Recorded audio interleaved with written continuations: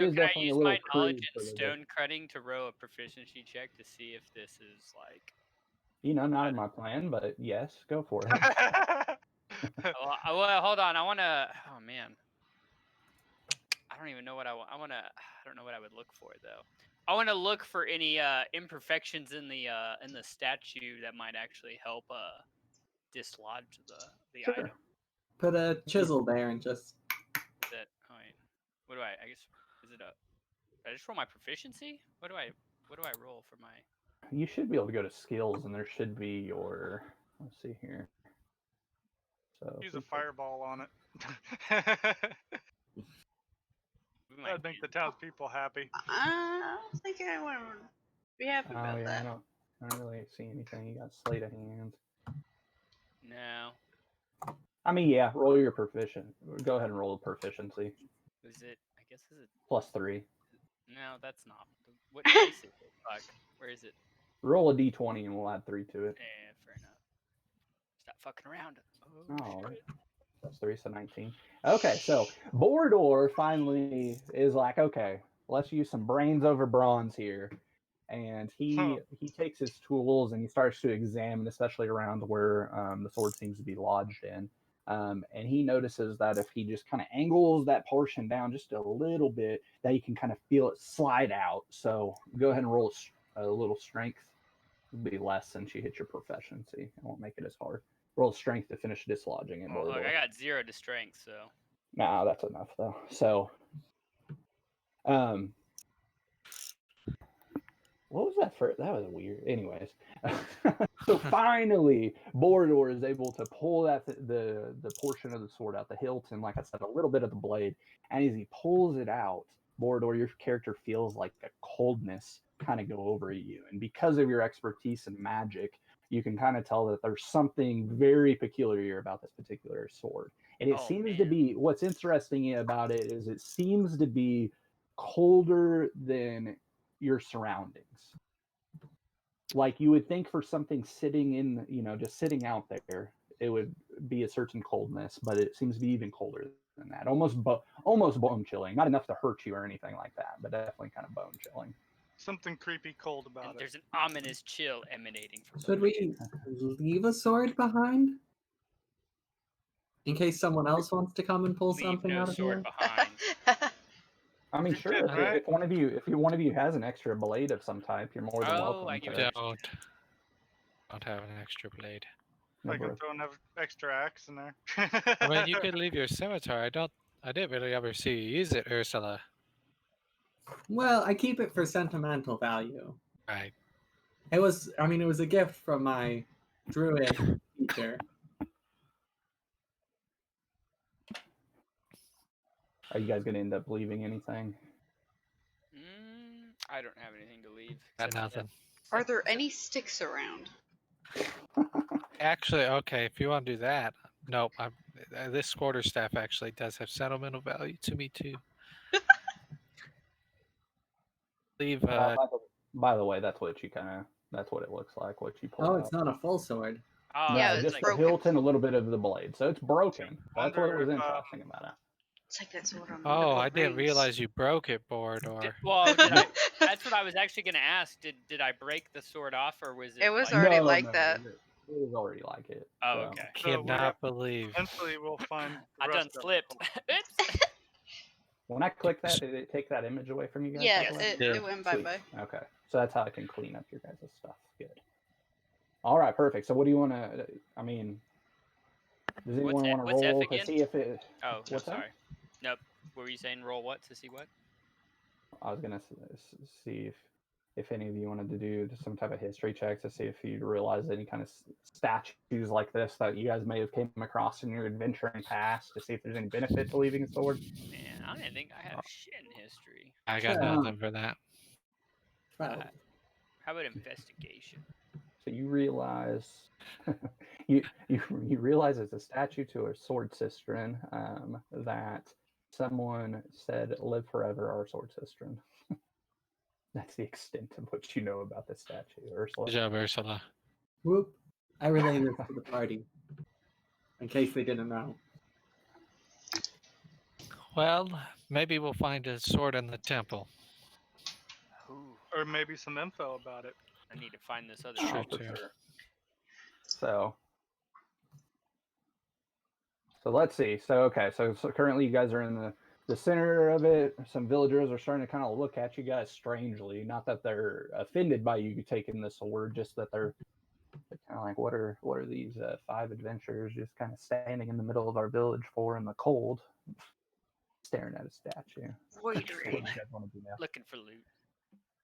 And you guys do notice from when you approached this village about a week ago and to now, it does seem like it's chillier. Like just the air in general is chillier. It's harder to breathe than it was before. It seems to be getting colder. Like winter is coming. Now is this this was before I pulled this damn sword out the thing? Yeah. No, this is just overall, just overall what's going on around you and everything. Just kind of things that you guys are noticing. Nothing to do with that. You just notice that the part of the sword that you pulled out just seems, like I said, kind of bone chilling in a way. Did I But you somehow don't think it's you don't feel ominous, I guess you could say. You just it feels sort of between like an energizing and just a little unsettling, just because it's unusual. unknown? Is there any runes on the sword that he pulled out, or any writing? No, from Bordar, I'm gonna guess you're gonna look it over as you pulled it out. There was nothing on it, nothing at all. It actually appears to be a pretty obsolete sword from the looks of it. I mean, just Pretty a real plain. simple hilt, a real simple piece of blade. Nothing special except it just in Mordor's hands it feels different. Oh, So man, Border, are you gonna take that piece of junk with you, or do you want to just leave it? Oh, am I not taking it with me? I thought that's what I was doing. Oh, well, I guess I got it technically. I guess here's my thing. Where does do I just add this into my inventory, or do we? I don't know. How do we have to? Or is this? I mean, like I'll note it on you. I didn't know. Here, I mean, we can go inventory. This seems strange that you're interested in this broken hilt of a weapon. I'm interested in anything of magic and stuff. Here, I'm gonna put broken hilts in your inventory. It only weighs 1 pound. There you go. Oh, speaking of things we could leave behind, we could leave your Steel Predator behind here. My Steel Defender. Yeah. Oh, it's your little defender over there. Oh, never. Oh, okay. He's gotta carry all my luggage. Oh, shoot. Oh, he has sentimental value. I thought he was a chihuahua. A what? Oh yeah, I thought he was he a evolved steel into a chihuahua. Yeah, he's like an ant. He carries like over 100 times his weight. That's spooky. Creepy as hell. That would actually be really creepy. I agree. Well, I'm going to go ahead and light a torch Yeah, before we go to this temple. Yes. That way we can start a flash mob if we need to. All right, so Dane lights up one of his torches that he has in his packs, and you guys start making. So you're making your way towards the temple. Yeah, is it G or is it F? I'm stupid. I I think forget. it's I think it's G, right? Looks like the biggest. it's Yeah, G. so That's the what I Temple of thought. Auril is G. The Smith was actually F. So that's pretty much the only notable buildings you guys have not explored at this point is the temple and then the smithy. The windmill. When you went to the water, there's a water wheel, not a windmill. H. Windmill. H. You get our thing sharpened there. It's a mill. I like ignored H. Oh, it was just further down. Okay. Yes, you do have the windmill. You're correct. It's on a tall hill from, if you're looking at the Temple of Auril, it's across from that on top of a large hill. Very much like ordinary windmills. I think this windmill is highly suspicious. Okay, G. Do you think it's a giant? You Don Quixote? It It's a could be, giant yeah, mimic. it could be It's like a giant hiding disguising himself. Being facetious. Yeah. So which one do you guys want to head towards? Just still the Temple of G. Aurel? Yeah, Yeah, my let's vote is go for G. smite these unbelievers. So as you guys approach, you notice that the Temple of Aurel is tall. It's a tall stone building, has two central columns and a tall tower behind it. It appears to be kind of made of ice in a way, but behind its large central doors. So as you guys approach and open up these large, heavy wooden doors, you notice that it has a marble-lined interior. It looks like, I mean, the marble is basically like a pure white, like echoing kind of the snow and ice, which obviously with Aurel makes sense given her deal. You can see that the temple roof is held up by two large circular columns. They have intricate carvings of snow, and Bordor specifically, and Ursula a little bit can notice that there's something a little peculiar about the design of those snow and ice. And if you guys wanted to, you could investigate that more. It's just intriguing more than anything, as you're kind of taking in how grand this temple seems to be in this little tiny town that seems like it basically has nothing. And you don't see anyone yet, so you're just kind of in this big opening. Should we knock on something? Sure. And I'll shout while also, hello, is anyone in there? In there, in there. Exactly. You guys don't hear anything. No one says anything back. You think you may have heard something somewhere in the temple, just a real faint kind of noise. And as you guys are standing kind of in the centerpiece of the temple, like I said, you notice those carvings. You notice too, kind of like that sword that Borodor pulled up, that it's the kind of bone chilling feel that you got. You notice that where usually you go into a building and it becomes a little warmer, it got colder as you guys went into this place. So it's like a freezing temperature that's basically radiating, and it almost feels like fingers of cold touching you all around. Just little moments of coldness that keep appearing. And then you do notice that towards the end of the temple, so as you're kind of looking down there, you do notice that there seems to be like this large frozen pond, and it's surrounded with stone. You can tell, Dane, from your study of religion and everything like that, that this appears to be an altar. And it does have some imagery of Aurel, which appears to be a really beautiful, almost elf-like, human-like woman with long white hair, very defined features, and everything else. And that's the image, not a person, just to clarify. It's in this like receded lake ice thing. Well, no, it's kind of like as you're going into the temple, imagine it opens up into a really large open room, marble, everything like that, kind of like a cathedral would be if you were to go into it. And just sort of towards the center back of it, there seems to be like an altar of pond, and across that is like a little bridge that goes to it. So it looks like it's almost people would probably go across it to pray to Aurel. Doesn't seem like very good customer service to have no one here for when someone shows up.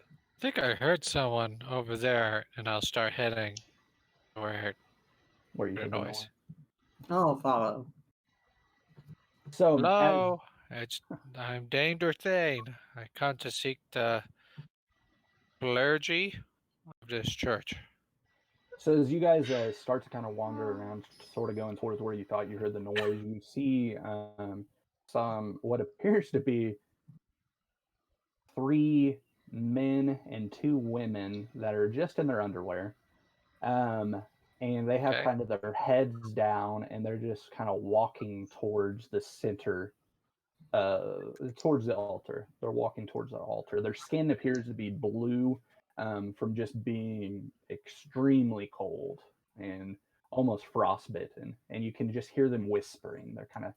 They're whispering something. Are they sweet nothings?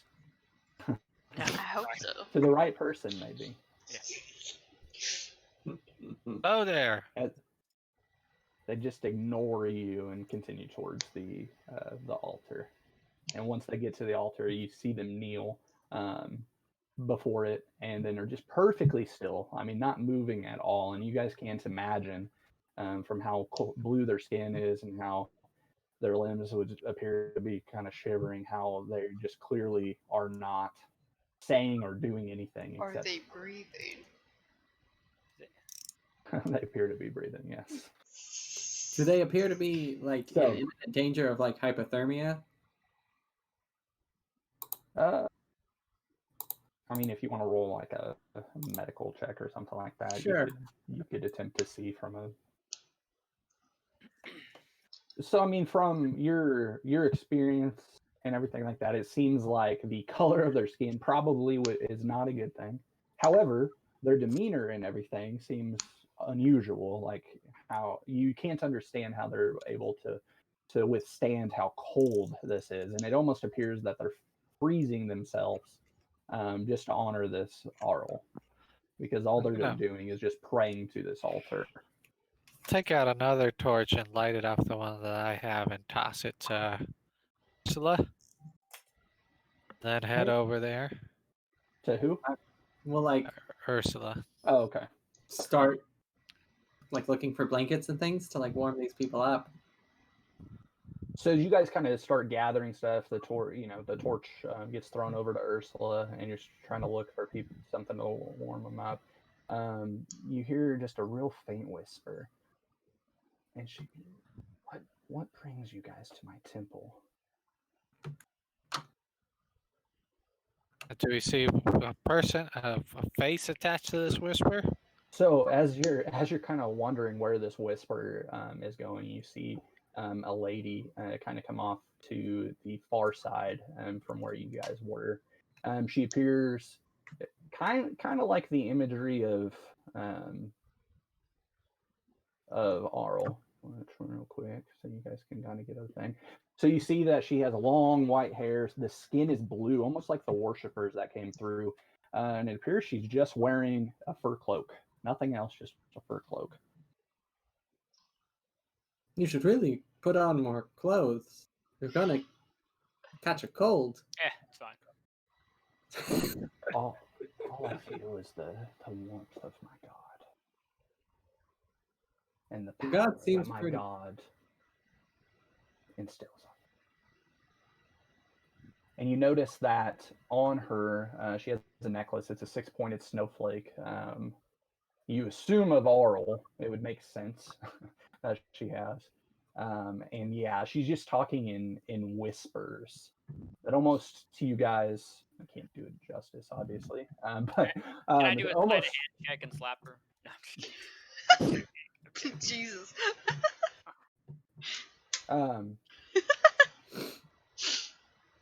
She starts to kind of get closer and closer to you guys. She's nearest right now to Elardrisk, actually, as she kind of comes close, and she kind of reaches out her hand towards your face, Elardrisk. And she says, Hell no. What brings you here?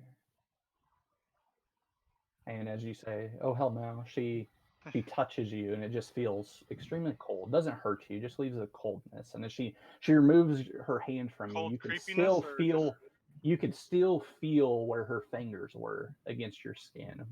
Mm. That's how cold it was. So she Alright. like high priest of this What temple. brings you Is here? that- Yeah, I point think for she's the torch high later. priestess. While she's See- going over to Elar, I'd like to edge closer to the 5 patrons and try to jostle them. Ask them, "Are you okay?" So she appears to not even bother care that you seem to be going over there. So as you approach them, and I'm guessing when you say kind of move, like shake them a little bit to get their attention. Bring the torch So- closer down to them. Try to help warm them up. So as you kind of go down to him, shake him and everything, you just keep hearing him whispering you can't really make out the words, but it just appears to be a prayer. They have zero interest in you. Alright, I'm gonna cast Lesser Restoration. Oh damn.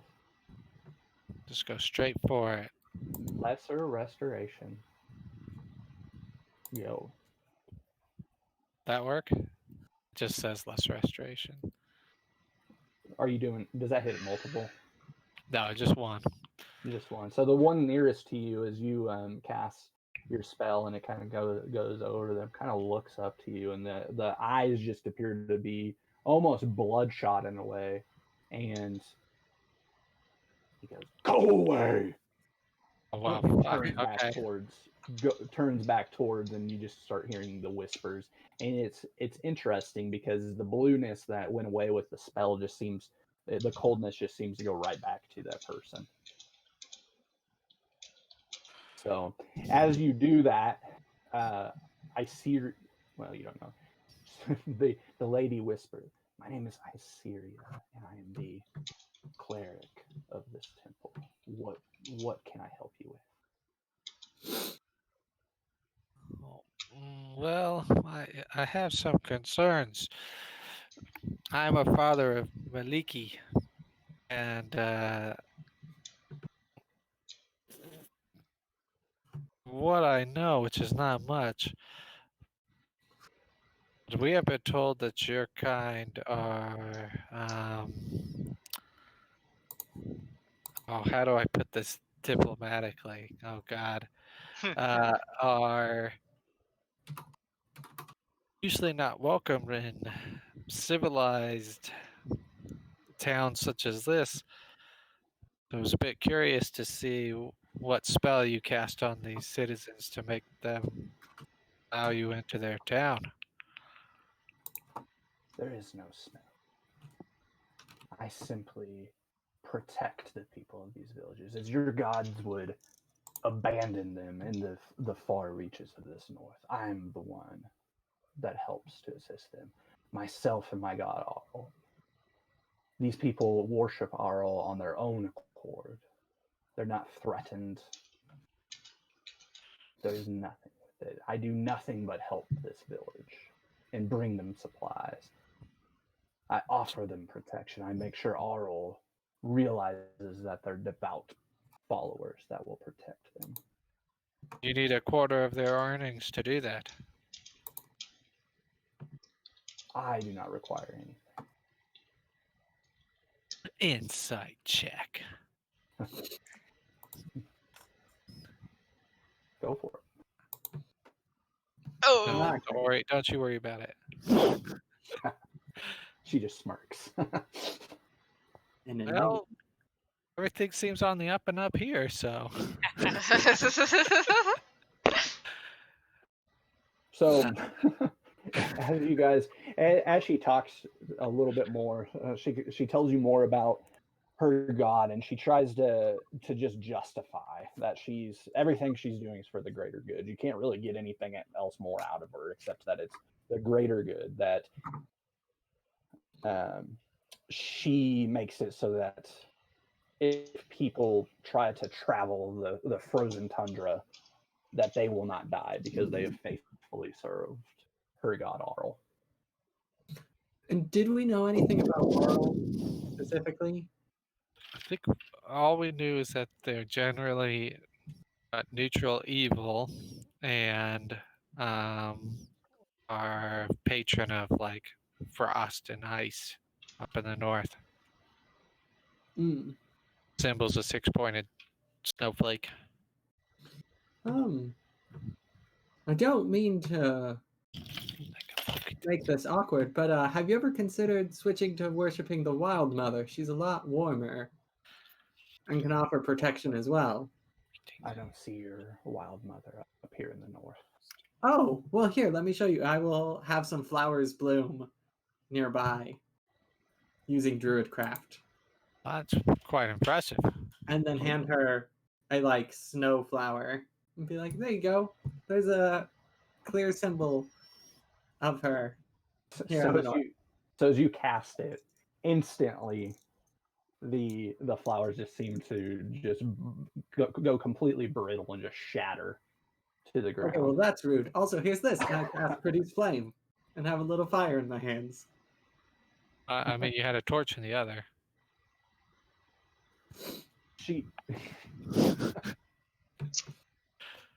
she says, are you guys interested in hearing what I have to say to you, or helping the villagers, or just complaining about my tactics? Is there something hear. that you want to say to us?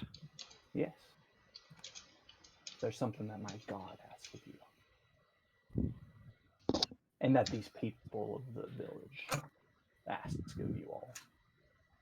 I mean, I'm Okay. willing to hear, but your god is concerning. You may find her concerning. However, unlike some of these other gods that require human sacrifices, I've been able to keep sacrifices away from this village by our deeds and our loyalty to Arl. Arl is the protector as you travel these lands. Without her strength, you will die. I don't think that's true. So you can tell from her demeanor and everything, you're not going to be you're definitely not getting her to convert to any other god anytime soon. she definitely seems very convinced in what she's telling you all, that the only reason that this village is around is because of her and her god Arl, and that the willing sacrifice that these people make as far as what they donate and their praying and all that is what's keeping everyone alive in this village. Should we not find out what she wants instead of trying to anger her? Did she want to just convert us? Is that? I thought. Is there something more that you want from us, Iseria? Yes, as you all know, the giants have been attacking us. The taste that you guys got was just a little bit of what they're capable of. There happens to be a Jarl, and even though this Jarl seems not even be the strongest of the giants that I've encountered, he seems to have command over these people. However, he's all the way up in his glacier on top of the pass. And if he is not killed, we will never have peace. And I must stay here to protect the people of this village. But seeing how capable you seem to be with the giants that were at the gate, I'd ask that you either use force to remove these giants from the nearby fortress, or you find some other way to get them to leave my village alone. Is this the same glacier that your village wanted to go raid to get their supplies back? If you're talking about that ranger, Yes. probably. Okay. But he is worthless. Oh, That is rude. Too ignorant. He's too ignorant for his own good. She does. Well, I'll let you guys respond. I would have a very generous reward if you're able to take care of this for me. Have you ever tried to communicate with him? I do not communicate with the likes of frost giants. Well, to be honest, I came here to smite some unbelievers, but it appears that everyone here is here willingly and is giving you their tributes also willingly, and don't have any reason to believe that you are a harm to this town at this time. So we plan on going to this glacier, whether or not we kill this Jarl or not. We'll see when we get there. At least that's my feeling on it. Anybody else? Yeah, if you guys want to concur with that action. I concur. I don't know if we'll be able to kill the Jarl, but maybe we could talk them out of We're gonna put that magical dagger in his pee hole. that. That would hurt. That would hurt a lot. Sleight of hand check. Do not threaten the giants with a good time. I'm not terribly interested in any reward that this person might have. I'll take whatever check. his reward is. So she informs you guys that if you're able to kill this Jarl, she's actually gonna give you 500 platinum pieces for successfully killing the rest of the frost. I'll take. Okay, if it's money, never mind. She also says that she's willing to pay for any kind of trophy that you can end up bringing her back. So whether that be a foot, a hand, a tooth, whatever you can carry. So She you notices would, that so, she notices that the ranger seems to have some unusual magic bag that she can sense. She says that she'll pay an additional 250 gold for every giant that is slain. so you're unwilling for any sort of negotiations? So we gotta bring back ears or scalps or something. She informs you, Eldridge, that if she just wants them out of the land, really, she wants to be able to find proof that there is no presence of them up in this mountain pass. So she doesn't care how you guys do it. She also Think we should fireball these people, or what's your stance on it? Down for fireballing these people if you want to do that. In the church? Well, I mean her, but yeah. Oh, the other guy was rude to me. He just yelled "Go away" after I spent a second level spell slot on him. Why don't we go see what these giants are about? That's probably fair. That's a good plan. Yeah, I think I'm gonna Do you wanna pass on fireballing these people. Oh my Be next Do you want to time. murder hobo anyone? Jesus Christ! So Oh, you're I making mean, she's me pay for- probably evil. I mean, she probably is evil, but I can't. Seems like everything's on the up and up here. she says you all seem to be misunderstanding what we do here. Winter Yeah, we may realized be seen as evil and cruel to you, yet it is a season like any other. And I'm a cleric of this season. I just want to bring the touch of it to the land so we can once more recover back into the life of spring. The people of Lamastop deserve to last the winter. I mean, I hear ya, because I worship the seasons as well. But, you know, This is a land of natural Then winter. you understand. not really. I mean, it's your god being cruel winter as opposed to like a soft, nice winter. You Yeah, I know, She just smirks.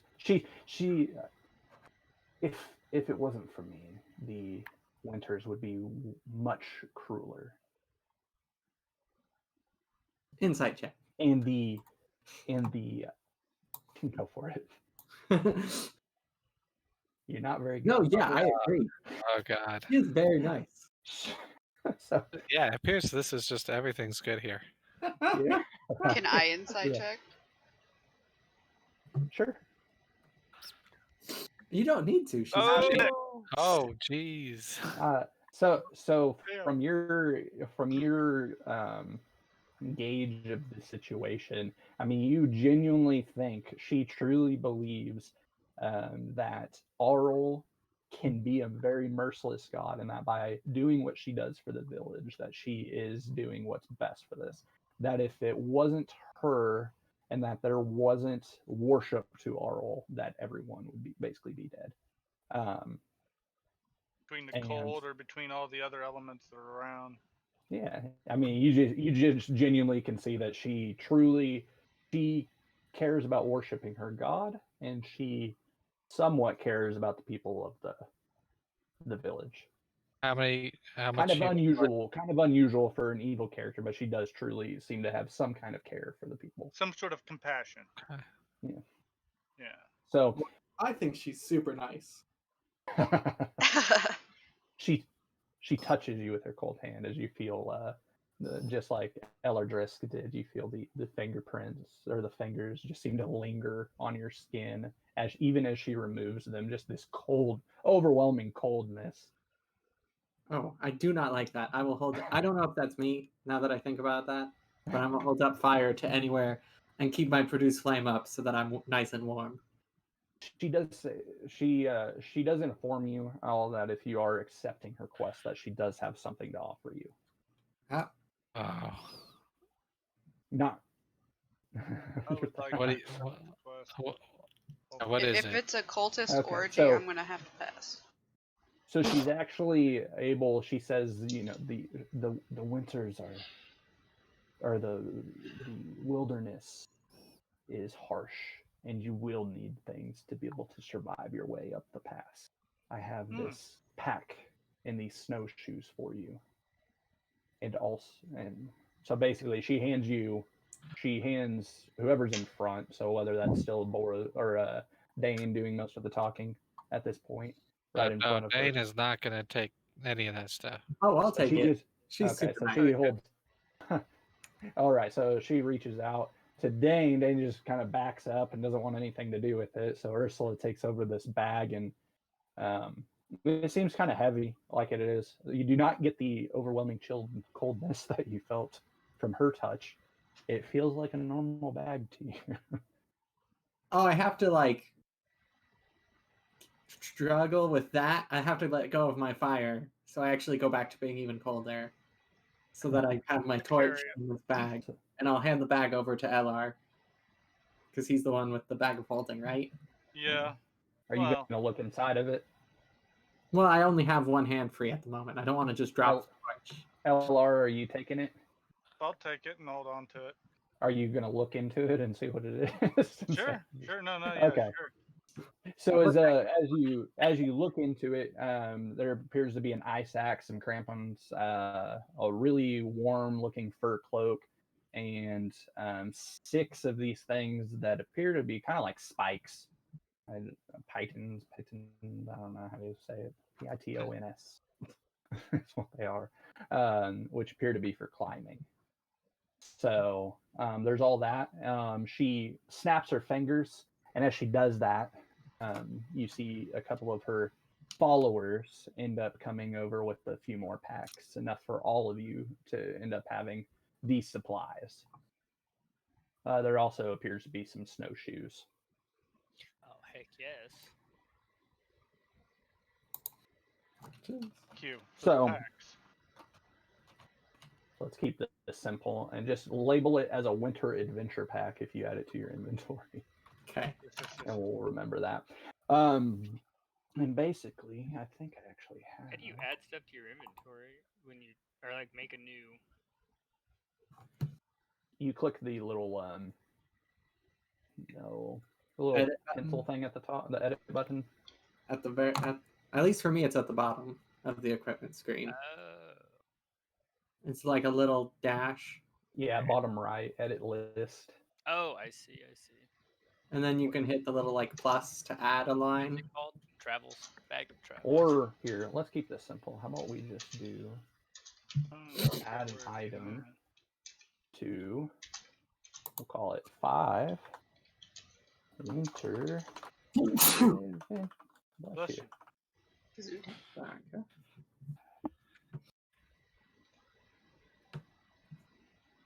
We'll see.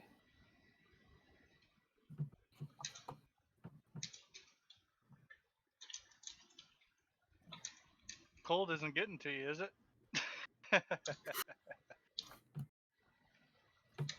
Oh, And then I don't know how that came up to you guys, but the snowshoes, that kind of explains what they do and everything like that.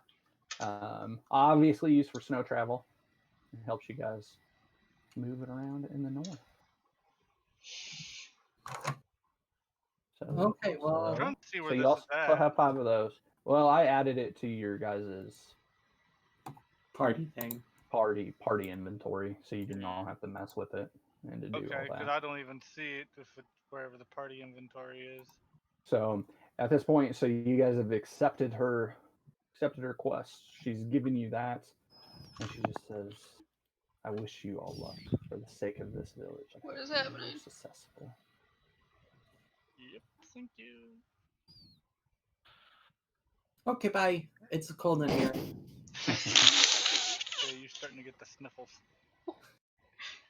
I'm gonna leave with my now empty hands and cast Produce Flame again so that I can keep myself warm.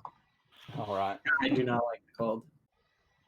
Yeah, as I leave, I'll say, I don't know if I agree with everything you said, but your temple is very beautiful. Some- Gonna- Just gonna leave. Just Yeah, I have nothing to say, really. I'm sure you're just gonna wave by. beautiful things too. Oh yes, I mean much more beautiful than this, but I like to admire beauty wherever I see it. You see this orb of cold just kind of go into her hand as she just looks at you and starts to walk towards where she came from into the darkness of the side of the temple. All right, so are you guys leaving? Do we want to? Yes. Do we want to travel with the ranger, or make our own way? I mean, I I'd don't say hate it to wouldn't leave be the... bad to have a extra helping hand. Yeah, more bodies. She Yeah. probably knows the way better. Yeah, that's fair. How good of a tracker is he? Yeah. Even though he's a ranger. The only reference we've gotten for him is from this lady who said he was an asshole. Wow. Well, she said I he was could be ignorant. an asshole too, but yeah, I'm not. Well, you guys remember from your first interaction with him that he definitely seemed confident in his ability. It was this guy here as a reference. I mean, Know he's his got way around ally up in in his the north. name. He's killed a rabbit at least once. At least once. Or a wolf. Oh, you're Can't looking at be the a skull. wolf head. Yeah. Look at that skull. Too small. Oh, It's actually an elk. Maybe. that looks like a deer head. That would be actually. a fucking big rabbit. That looks Have you Through seen my rabbits hunting- this far north? through my hunting. That looks more like a deer skull. The Well, we rabbits. should yeah, ask him about it. But anywho, I don't care that much. So I'm gonna move on. No, let's spend an hour and 43 minutes discussing the skull. Actually, one Don't thing make me hurt myself.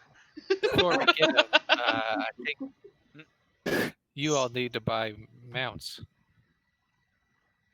You guys don't actually remember seeing any kind of stables. Oh. Yeah.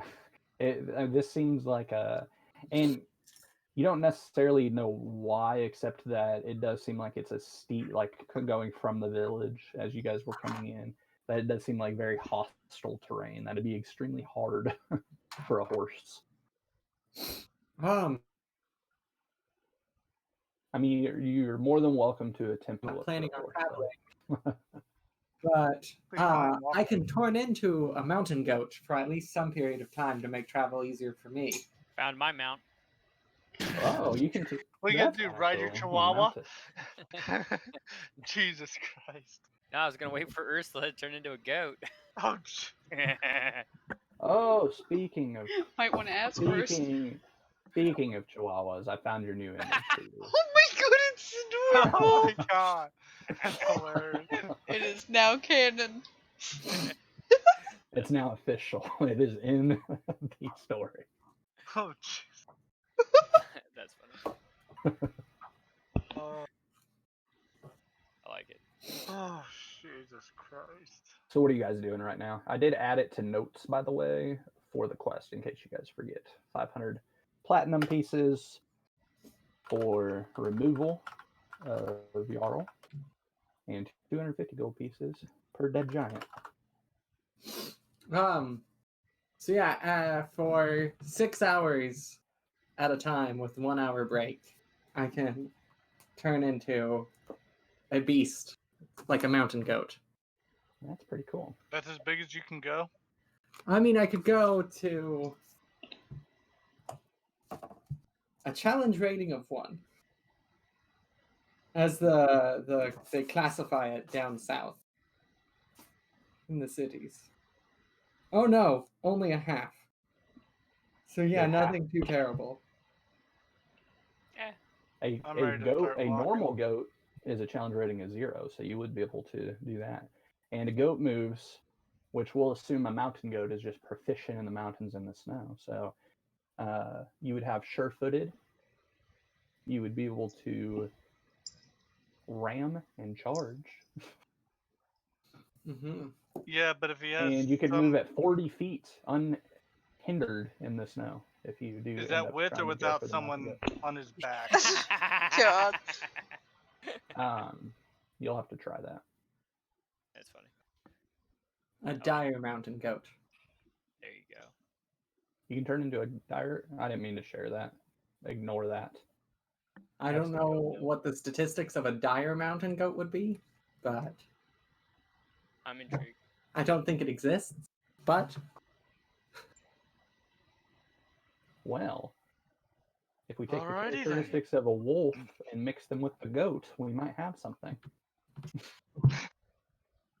We'll say that as a dire mountain goat, you would have advantage on wisdom perception checks for hearing and smelling in Oh. your natural terrain. I could turn into a giant goat. Oh, I have that too. Yeah.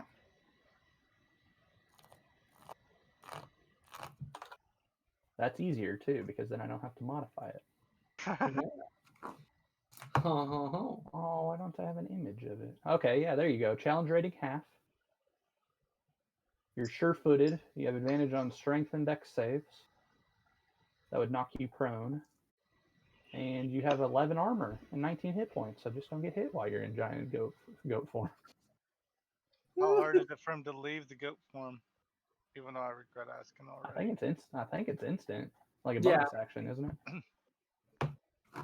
So, anyways, you guys are you're standing outside this temple, just contemplating different things. Goats, changing into goats, riding goats, dire goats, All the above. all of My the head above, hurts so everything bad. goats.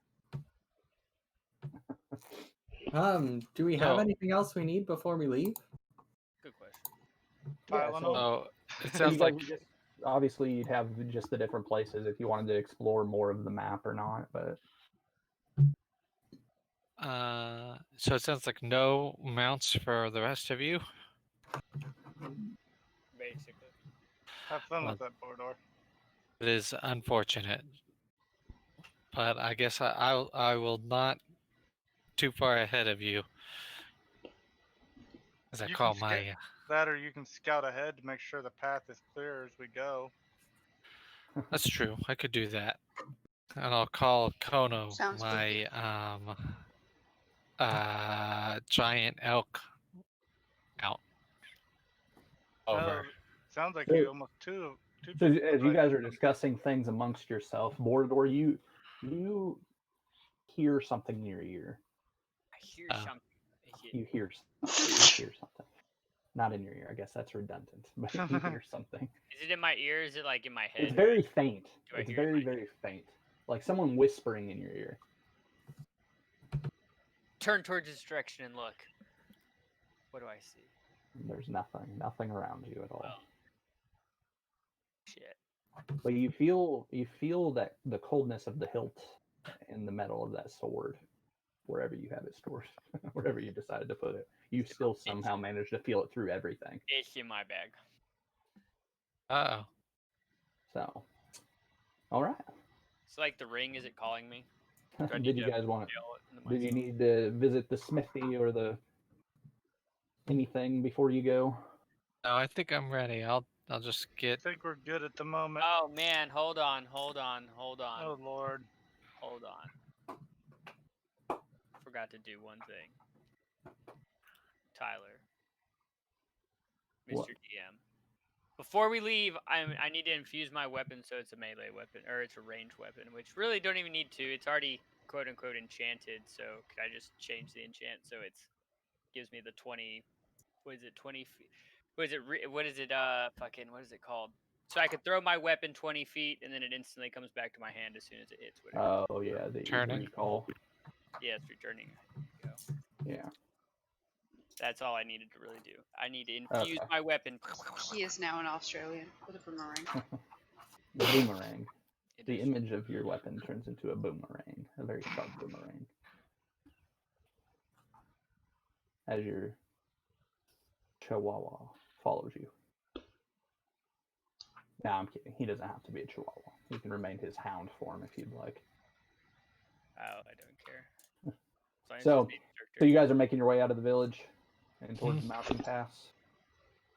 I believe That's so. to the Were we northeast. gonna get the ranger? We're Yeah, probably get- trying to find the Are we ranger. taking the ranger with us? Is he? I don't see You why can- not. You can. Thought he was supposed I to meet mean- us by the gates. I don't remember. All I'm saying We'll is drop. if, We'll stop by the inn if on he the dies, way there better just to him make than sure. us. Okay, so as you guys are going towards the inn and everything, Bordor, out of the corner of your eye, you see what appears to be like a ghostly image, kind of going towards past the inn and towards the river or the creek or whatever that's near the place. And it appears to be female, and it just keeps looking back at you, kind of like it wants you to follow it. And then you see it Is he the only one disappear that's over the edge into the water. Wait, say that again. So you're as you guys are going towards the inn, so number C or letter C, you notice this ghostly image, and it's going towards that river that's kind of going that is in front of the gate or behind the gate on Yeah. the side of the village. And then it looks back at you, and then just seems to fall into the river. Maybe I should investigate what's over there by the river. Maybe it's the other half of this sword. Huh? Maybe. Huh? Make it The rest quick. of us see that, or is it just Border? Just Mordor, I'll see that. Oh well, then I guess so unless you want to I share am it. I am zombie like gonna walk over there and see what's up. Do I roll? All an insight right. check? Bordor was near the back. Well, Bordor's in the middle of you guys. So you guys see him start to go towards the towards the northwest of the map, towards the river. As you guys are still going towards the end at this point, or the inn at this point. I guess we'll meet you at the end, Bardar. Whatever you're doing. I say nothing as I mindlessly walk towards. We're at the gate. You know, Are you that going to guy's the kinda gate, or are you strange. going towards the inn, or both? Wait, Are Well, you we're stopping gonna- at the inn first. We're going towards the gate, but I'm stopping at the end to make sure the ranger isn't there waiting on us. Okay. Also, so we should is- probably make sure we have food. Got food. Yeah, Go we ahead. should Yeah, you still guys, have you do have food your for grains, rations. and you know you have your rations from there. You didn't have to. The inn provided you all your meals while you were there, so you should still have all your rations that you started the game with. Cool beans. And then you have your sack of grain, or oats. It's oats, actually. Okay, so as you guys go into the inn, Bordor, you're going towards this river. As you go over there, and are getting close to the side as you're going, you can kind of see glints of what appear to be other parts of that sword that are in the water. Ah, So I'll let you think about what you want to do, and then the other people, as Bordor just mindlessly looking over the edge of the water. As you guys approach the end, you're greeted by Margrave. She seems like she absolutely loves you. wow. I hear you met my friend Iseria. Yes, we did. Is Allie not here? Ali, no, he already went up into the pass. He told me that when you all were ready, he would be camped, and you would know. Okay. Well, that's fine. He That went is with sumptuous. he went with 5 other rangers. Margaret, do you have like a town leader here? What do they think of Iseria? That is our town leader. Oh, well, that is great. Okay. There's nothing wrong with that. Question: do you have to give 25% of your earning to her? I choose to give 25% of my earnings to her. Yes. Insight check. I'll do the same. A little better. All right. So Ursula, you. Don't worry about it. Wow. So Ursula, Dane appears to hopelessly look at her and gets nothing. Ursula, you again, you just seem like she's genuinely giving away her money towards this temple. Okay. Like there seems to be no despair in her, no kind of fear, anything. She just seems happy. She seems to genuinely like giving 25% of everything she earns. Well, if you ever go south, here have Melora's blessing. I will make Druidcraft her a little flower and hand that to her. Thank you, adventurer. So she takes it, and she genuinely seems appreciative of you sharing that with her. Well, now that Borodor is dead in a river, should we? Now, so Sure. Borodor, what are you doing? You're staring. You see glints of different things that all seem to be. Guys, What's up? I don't know what to do. I want it, but I don't want to get cold. I don't like cold. I don't I'm know. starting to think maybe I should have followed him. And kept an eye on him. Can the druid turn into a Fish for it. fish? Shit out. I can do that. Use a fishing line. You can See, go if over I there was- and use Mage Hand. I was actually gonna ask if anyone had Mage's Hand, because all I get is Big B's hand, but that's not till level. What does that do? Do not It's have like Mage's a- Hand. It's a souped up version of the Mage's Hand. Ooh. So as you're looking at it, you can see that these fragments have like a slight blue glow beneath them. You can, Just- if you wanted to do a perception check. Oh, really? I think I could do that. Kill. By the way, how deep is this water he's looking into? Here you go. Okay. Oh, there you 22. go. So Borodor, you see that there appears to be 6 of these blue glowing fragments that are all about probably a span of maybe 20, 30 feet at the most up and down this river. As you kind of look down into it, you can see that maybe the water is about 15 feet deep at its deepest. It appears to be very clear, icy water, and it seems to be kind of calling to you. Is the water actually cold though? You're I more would than welcome to assume find it out. is. Well, I mean, it could be coming out of a hot Do you spring. want to touch it? Or no. Well, you can Don't touch. do it. Would you like to touch the water, Elardrisk? Are we Sure. caught up to Borodor now? Yes, we'll assume you guys have made your way up to Borodor to find out what the heck he's doing, just staring at the. Do I river. roll to touch the water? So Elardrisk, as you approach and just kind of look at Borodor gazing helplessly into the water, you reach down and touch it to feel it, and it's cold water. It's Oh, as cold as you would no. think for a mountain river. Okay. Do I see any fish What was in the river? this? Yeah. So you actually see. Which do I have? No. As you're kind of looking, you see what appears to be really long trout-like fish. Their heads are unusual, though, than what you're used to seeing in the south. But there seems to be a bunch of them just kind of swimming up and down, or swimming upstream. Okay, I will go ahead and jump in and turn into one of them. Why did you do that? So pretty cool. Okay, so Ursula, you just see her jump, and as she's jumping, turns into what you remember the locals telling you about their industry earlier. a knucklehead trout How big are the as she fish? falls into the river. I will You're start going to- getting the pieces of sword that I assume Borodor pointed out. Yes, the six pieces. Is that how many pieces? How there are? big is she as a fish right now?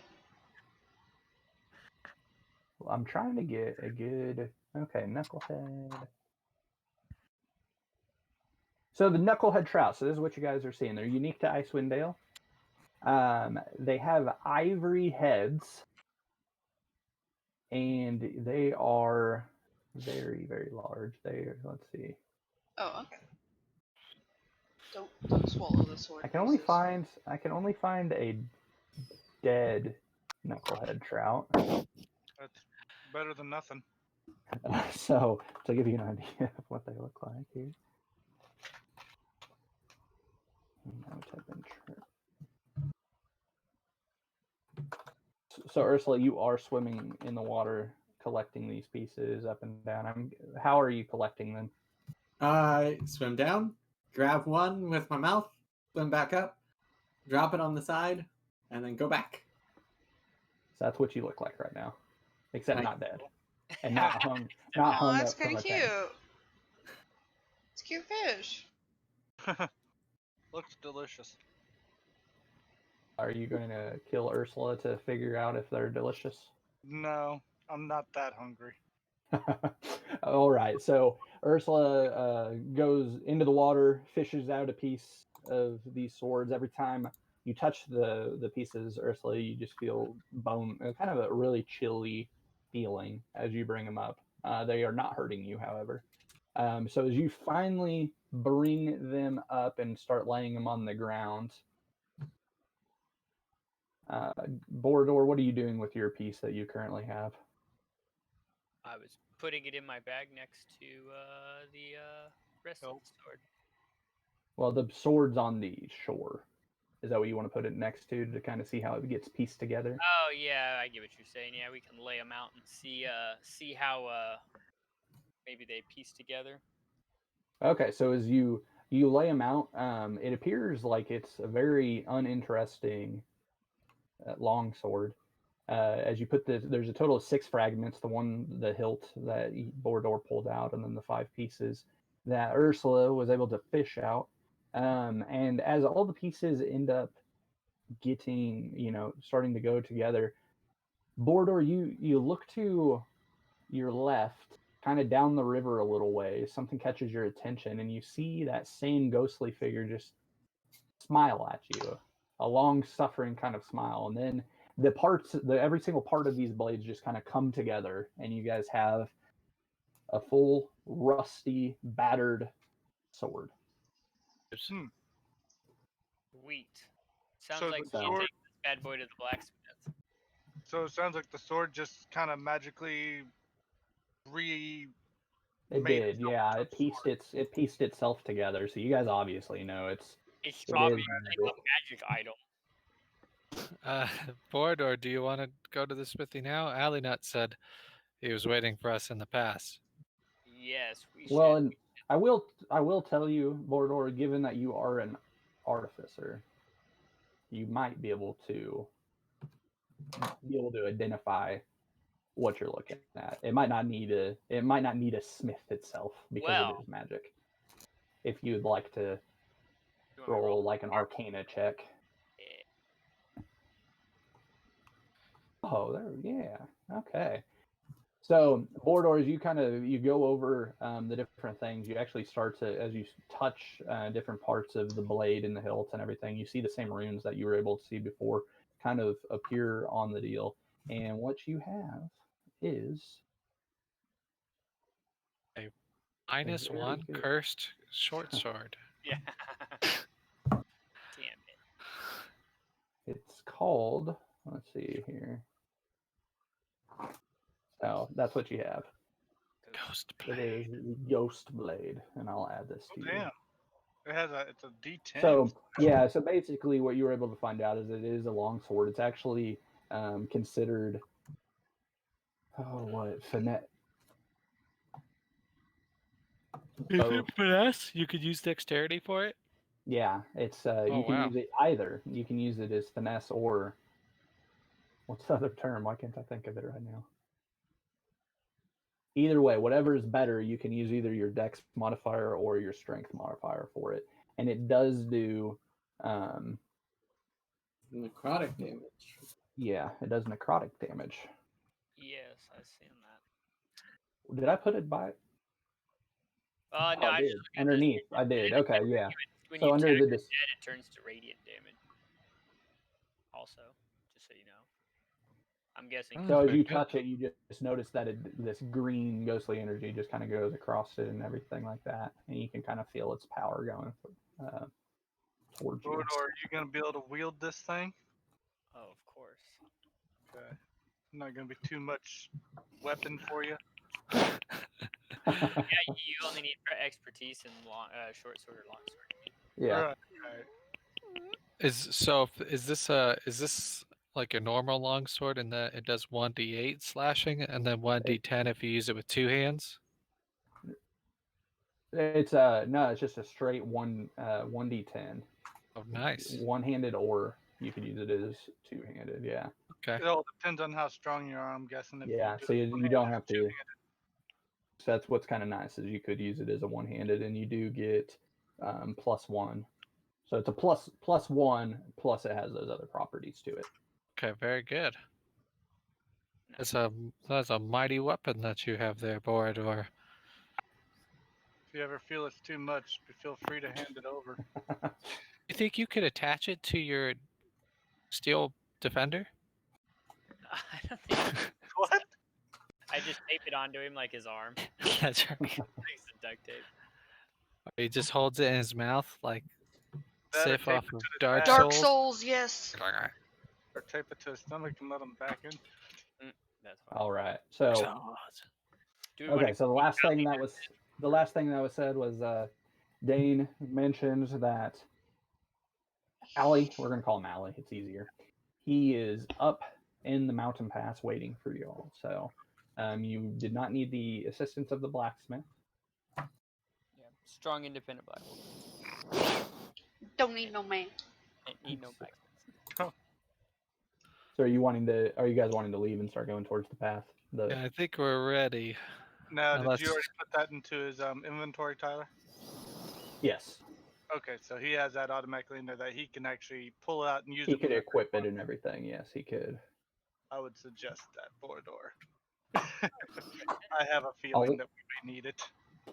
All right. So as you guys are traveling upwards towards the path, you can obviously tell there's only one way up, and it looks like the mountains all around you are extremely high, impassable, and you can kind of see where the frost giants' down.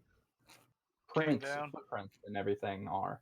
As we travel, I will take LR's advice and I'll go, since I'm the only one with the mount, go scout ahead and then report back and go scout ahead and report back. Don't die. So Dane, as you are traveling up the pass, it's just real snowy. Your mount seems to be having a little bit of issues with the terrain, but nothing it can't handle because the giants seem to have created a somewhat packed pack. You hear something to the side. It calls out to you and psst, over here. Ale? Psst, over here. I'm sorry, what do you want me to head out off to the wilds? Are you? I'm guessing. Are you looking around to see where this noise is coming from? Yeah. so as you look over to one of the sides, you just keep hearing this little psst, psst. You see what appears to be a little gnome female all bundled in furs, kind of waving you down, like really trying to get your attention.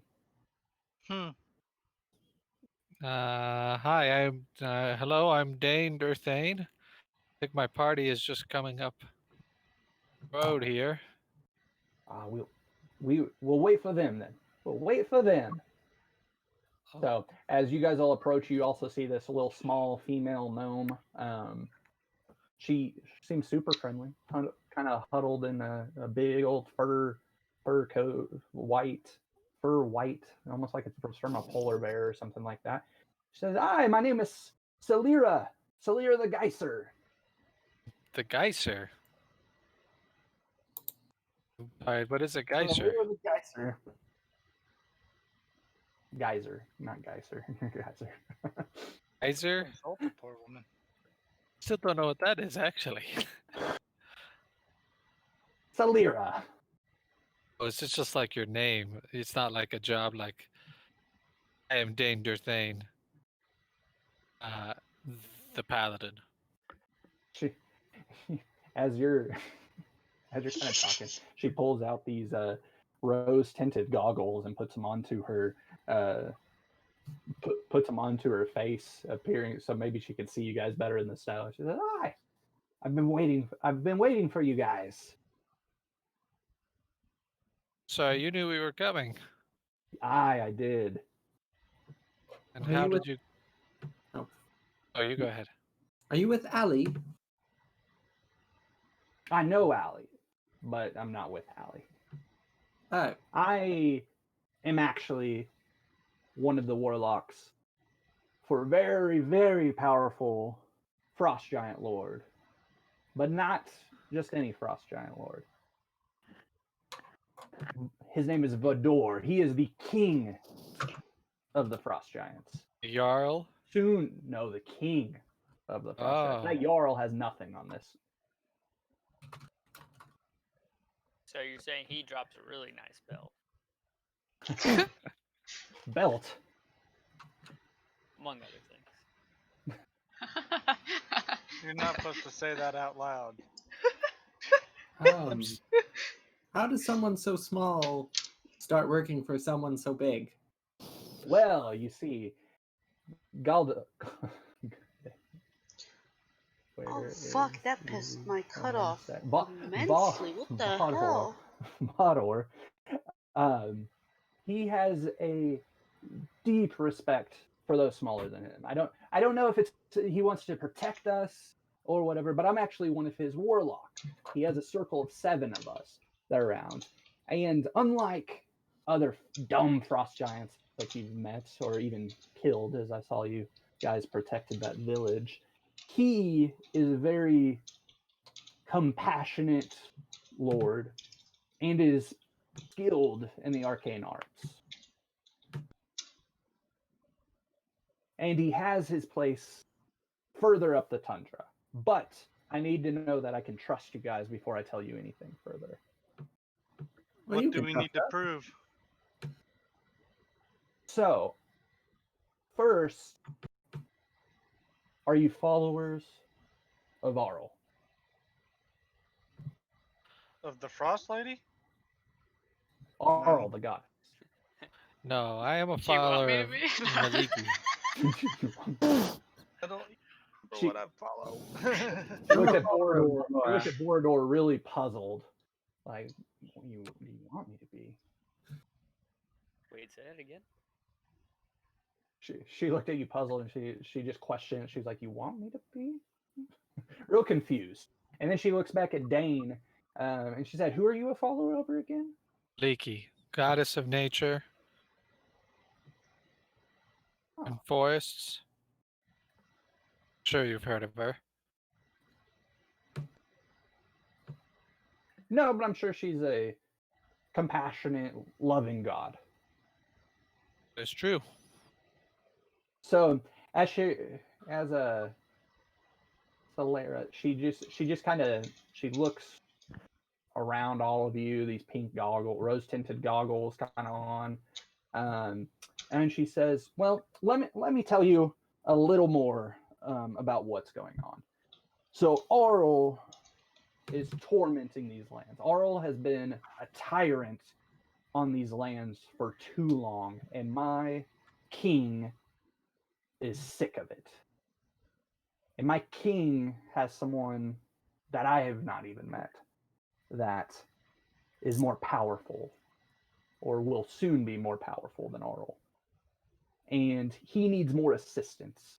He needs skilled adventurers, but you're going to have to prove yourself to see if you're worthy of working with him, or if you're going to just suffer the mercy or whatever mercy Arl might show you as you're traveling. So what grand task must we complete to prove our worthiness? It's simple. Get to our keep. Oh, To the keep? Not the Arl keep. How Get would To to the keep of the king. feel the about keep of us the king. killing a Jarl? Well, if you are able to give us our assistance, we can do a couple things. One, I can make sure that the frost giants that follow that worthless Jarl do not attack the town. We will make sure that they don't even get close to getting to the village, if you're willing to accept. Until you have at least talked to my king.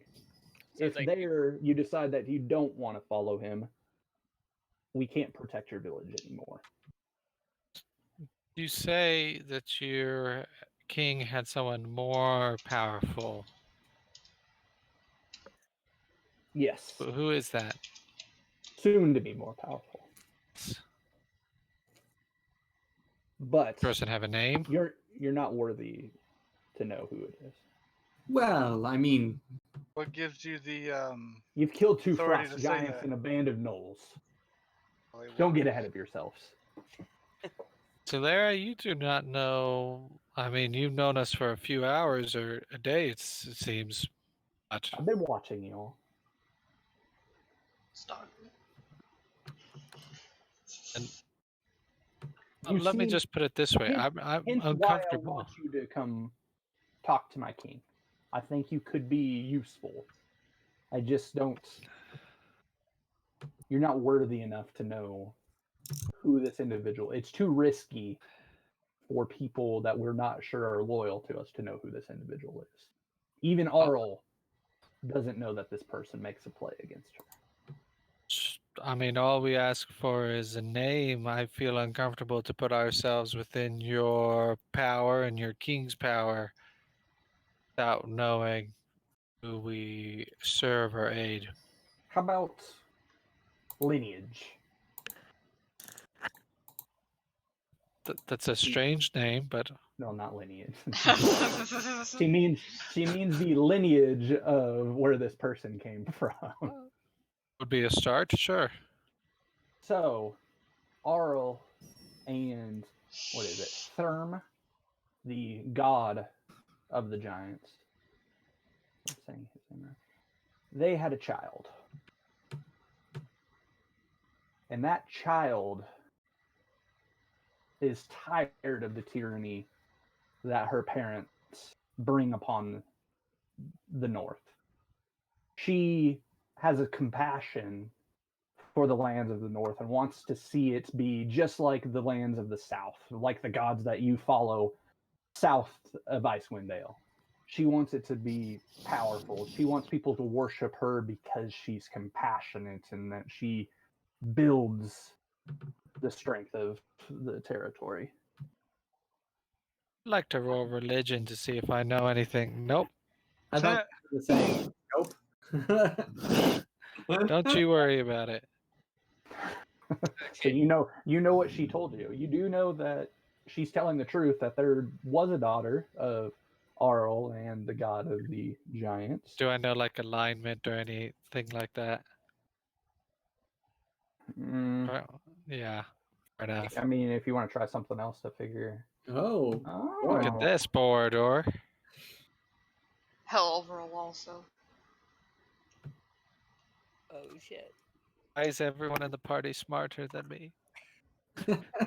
Hey, I was the one that was stupid last time. I Give mean, me I got a one 6, so I choose D. All of the above. Which so are you guys just pondering your heads to figure out what this gnome is talking about, I'm guessing? Yeah. Okay. So so Borador, based on what Borador knows, he remembers something from his studies about a young woman or Empyrean named Melkara. He knows that Nulkara is the daughter of Thrym, the god of the frost giants, and the daughter of Arl, goddess of winter and cold and the north. So he No knows more than alignment. Alignment. Is it supposed to be good or evil deity? Neutral. Period. Neutral. Neutral. That's a step. That's a step up, at least, I suppose. And he knows in the Borodor, you know that in the greater pantheon of things that it's a member of the deities of fury, that she's the daughter of that. And not much is really known about her. But beyond that, she's the daughter that from the pictures you've seen in the books that you've studied and things like that, she's beautiful. But hasn't really made a name for herself. There's not really tales about what she's done or anything at that. Okay. I mean, But you do know, like I said, that she is an Empyrean, which, if any of you know what an Empyrean is, I don't know. It's not used very much in the lore. Well, Celera, would you mind if we conferred with each other before we accept your quest? Absolutely. And she kind of wanders about 15 feet further up the path to give you guys space so that you can talk amongst yourself. well, I think we should talk to this king. Seems like the easiest way to deal with our issue of the frost giants without having to actually fight them. I concur. I agree. You guys aren't up for a challenge, see? I'd rather not The die. less bloodshed, the better. I agree, though. All right. Well, I mean, okay. This. It's like, If, Hey, I'm just Borodor, worried that roll once we get another this keep. Borodor, roll another religion check to see if you know more about what Empyreans and everything are. oh, I got a 10. I suck. I skipped over. You just know they're childs of gods. I skipped over that chapter. Okay. So are you guys are you waving her back over? Yes, I think so. But if things start to go south, Getting the hell out. I mean, worst case, we could just kill all the giants and say fuck it. I mean, we're going to be in a Frost Giant King's throne room when I think. Yeah, I'm looking at Borodor like he's a freaking idiot. Just One be second, guys. We dwarves are not afraid. That's true. You may not be afraid, but you're not very bright sometimes. Just either. get to know Maliki sooner than I thought. All right, let's do this. Do you guys mind if I use the restroom real fast? Yes. Yes, You we do do. mind? Please. You No don't break. Take your time. Well, at Don't least it's fall not in. video. At least it's not video chat. Oh, Takes okay. camera to bathroom. He's like, okay, I got my wireless headset on, guys. Don't worry. It's like, don't miss any of the action. Get him So, fucking are we right. just going to ditch Ally Nut then? Oh shit, I forgot about that mug. He's Man. waiting up for us in the Oh, past. I forgot about that bitch. So I mean, we could accept this and then go see him instead. I mean, is Circle back to him. we could, Tell him what we're doing and then leave. yeah. Be like, sorry, we time. All right, sounds good to me. I am slightly concerned that he employs warlocks. I mean, No, none of this sounds great. But then again, I'm not a big fan of Arl either. that is true. It seems like the lesser of two evils. Hey, side note, I have no opinion. out of game conversation, but I was watching this video and they're like, sorcerers get their spells from memorization, clerics get their spells from God or their god, warlocks get their spells from their sugar daddies. And I was just like, oh Jesus. Okay. Alright. Okay. I'm back. Did anyone else leave? Or is that it? No, we're good. Makes me wonder who Alright. that gnome sugar daddy is now. I was just Perfect. So this is kind of what you guys are traveling at, by the way. Yeah, I'm gonna turn into a goat to make that easier. I was gonna say, man, I'm fucking goat. Old shit. goat. It's I may have failed to mention. It's called the Utnar's Saddle, is what they call this mountain pass, by the way. You say that So again? you are calling I'm just kidding. I'm just kidding. Utnar or Utnar, probably Utnar, but Oh, no, my I got it. game, right? So Utnar. It's all made up. Utnar. Okay. So you guys are talking to the gnome. Are you calling her back Yeah. over? Yeah, we'll. Where is your King's Keep? So, as you go up the pass, you're going to get into a big valley opening, and you're going to see lots of things that are around there, structures of all different types of sorts. However, what you're going to notice is there's a mine. It used to be an old dwarven mine, and this is what you must make it through to be able to get to my King's Keep. If you make it through this, we will know that you are worthy and can take care of the struggles that the North has and can survive the harshness of the weather around you. She said it's about 20 miles to the northwest of the village that you just went through.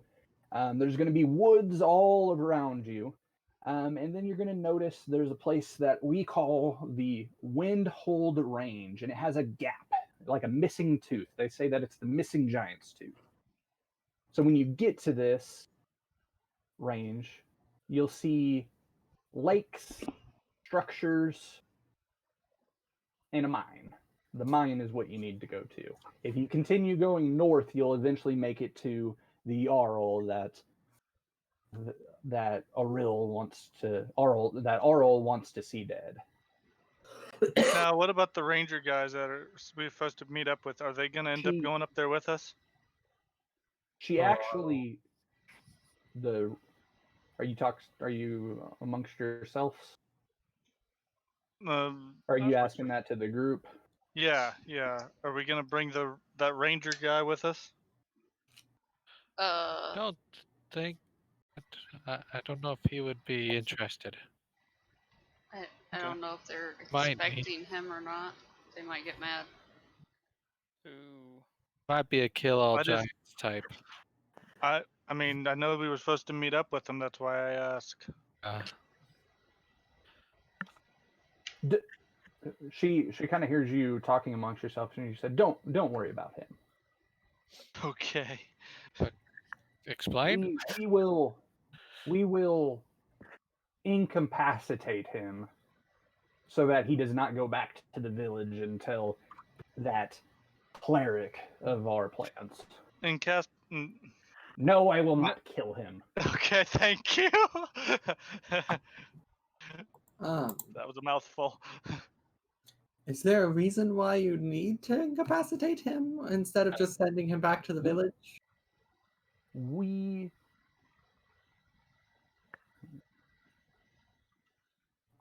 or she's okay, so she kind of looks at you and she says, the reason is we cannot allow him to know that you took a different path. He'll know that you are not going towards the right area. Why is it It'll important? become obvious, and he is a blind follower of Arl. No matter what he told you, he is a blind follower of Arl. Insight check. He is a blind follower of Arl. Well, at least he's having the bad luck now. To show how genuine I am, I'd like to offer you a map I have of Utnar's Saddle. Oh, yeah, don't reach too deep in the pockets there. A map. So she ends up sharing this sheet with you. where Okay. it's kind of crudely drawn out of about how everything looks. And as you're looking through there, she's who took the map? I will take the map. So who's the cartographer? Anyone? I've got survival. I can do that. Okay, so Ursula, as you take the map, she kind of goes over towards you and she takes out some type of writing utensil and she starts making these notes on it and everything like that. So the first thing that she points out is what you guys see is B, and she says this is a cave that you will come to almost as soon as you get into this big valley of the pass. Oh damn. Then she kind of draws across the river where you guys see C, and she says, "This is the bridge. This is a bridge that makes it extremely easy to get to the other side of the deal." Next, as you're going up, you're going to see a huge cliff overhang. When you see that cliff overhang, you know that is somewhere where giants usually are doing patrol. There's always a giant sentry that sits on top of that overwatch. So be stealthy when you go around that area, or else you may be fighting frost giants that are not friends of ours. Oh, okay.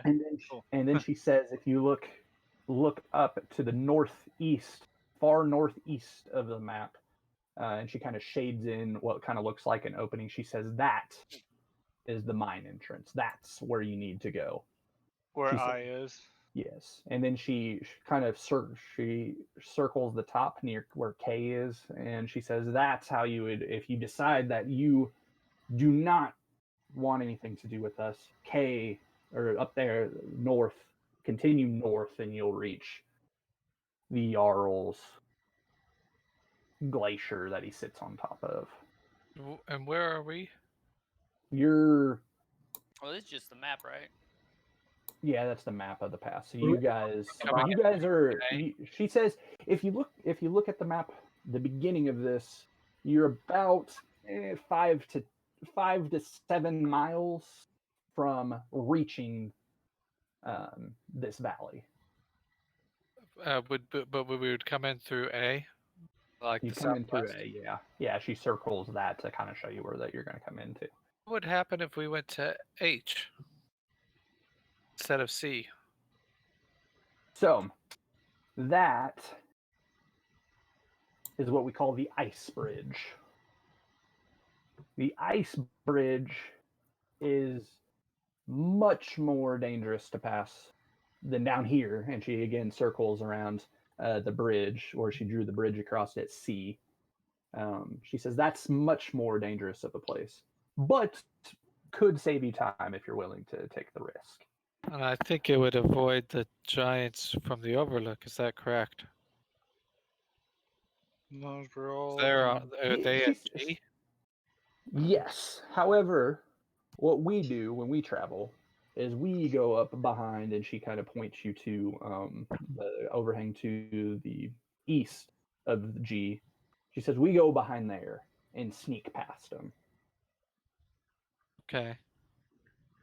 I And worry about our ability. I don't know if you saw it, but Borodor there has a hard time distinguishing his foot from his hand.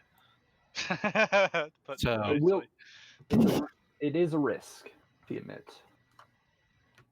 And she you notice how her cloak is kind of white, whereas your guys' is more the one that the Iseria gave you is more like a bear. It's like bear, Blue. basically from a bear pelt. not Super warm, just brown. Not wearing that.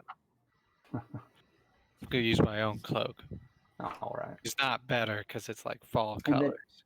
Oh, and then she says, "Oh, and then there is D," and she circles around. She says, "That's the old quarry." She says, "I've heard that there's some treasures to be had there. Oh, We just haven't had the chance to explore it." maybe do that last. Maybe on the way back. And then she circles where you guys see F, and she says, This used to be a tower, a grand tower. However, it's seen better age. It's older than me, and it's interesting. We see big winged things appearing to fly onto it, but we can never see them through the blizzards and everything else around us. But we know something perches on top of that, Dragon? or uses it as a home. She said, we don't think a dragon. We think we'd be able to see a dragon. Seems more like a gigantic winged bird more than anything. Ooh. So if you do decide to take the ice bridge, use caution when you're starting to approach that tower. Although it is heavily blocked by cliff sides, and she kind of shows you the deals. And F, by the way, the tower is not where F is. The tower is south of F, where you see the little structure there. So you do have cliff overhangs and stuff like that that kind of block it from view. Okay. And you do have to follow a path to get up it. So, and then finally, you have the overhang, which is, she points to Jay. That kind of shows you that. She's like, we don't go there. Fair enough, I suppose. A reason why, though? Because we go to the mines. We go through the mines to get back to our keep. We have no reason to go to Jay. Well, Solaire, I don't trust you at all, but you have been potentially quite helpful. All right. She takes the map from Ursula, folds it up, gives it back to Ursula to store. She said, keep this safe. It might mean life or death. I might be able to help us on the stealth portion. If we do, I could turn 2 people invisible. I can too, I think. And then I can turn myself into a sneakier animal. Well- I have a ability here. Maybe Yeah, I think you both have action. Pass without a trace. yeah, you both have pass without a trace, if I'm not mistaken. You just failed at it miserably the last time you tried to use it. Well, if you use that, I can make Borador and Dane invisible so that they're able to be stealthier. Okay, well, do you feel more comfortable with that than trying to walk across the ice bridge? What is she still there? Yes. What makes the ice bridge dangerous? Is it the footing or is it creatures? Yes, it is it's a blanket sheet of ice. If you're not careful, you will fall to your death. Kono here has never fallen before. The old elk steed here is pretty sure of it. As for the rest of you, Well, I feel like I could deal with that for myself as well, because I You could got turn the into snowshoes flat. yeah. Well, Well, and you guys do have crampons or whatever they're called, the things that they go on the bottom. It's like, what'd you say? Not tampons, yeah. You heard him. They're the deals that basically put spikes on the bottom of your They're normal like a boots, so more that you can modern actually snowshoe. you can. Well, not really a snowshoe because that's it's more to literally what get they're grip. called. It's specifically to get grip in the ice. Like it's those spikes that are on the bottom, so that they'll actually get some traction. So you guys do have those. Iseria included those in your adventure pack. This little dwarf thing that isn't gonna be offended if we use some stuff out of the pack that was given to us, will she? Sorry, did you just call me a dwarf thing? No, No, I meant the no. I meant the I think you called NPC. The no. Oh, The gnome. Gnome. She puts Sorry. she puts her hands on her hip and just looks at you with her rosy goggles, and it seems to be really offended. It's like, y'all look the same. My apologies. You will Alan. not be offended if we use items that we were given by this She says, "No, of course I wouldn't be offended by a half-orc, half-elf monstrosity." I didn't mean myself. Damn. Whatever. She spits a little bit of gnome spit at you. Elardris, she's pissed. She just turns away from you. Wants Oh. nothing to do with you. Celeria, Whatever. Little people are annoying. are you going to travel with us, or how are you getting back to the keep? I'm going by myself. Racist. That might be for the best anyway. Yeah, she says the whole point of this is that we have to know that you're worthy to hear what else we have to say. If you're not worthy, you'll die, or you'll turn back. But we won't be the death of you. I give you my word on that. Well, that is only useful if I trust your word. But maybe tell me one more thing before you leave. How did you get mixed up with giants as a gnome?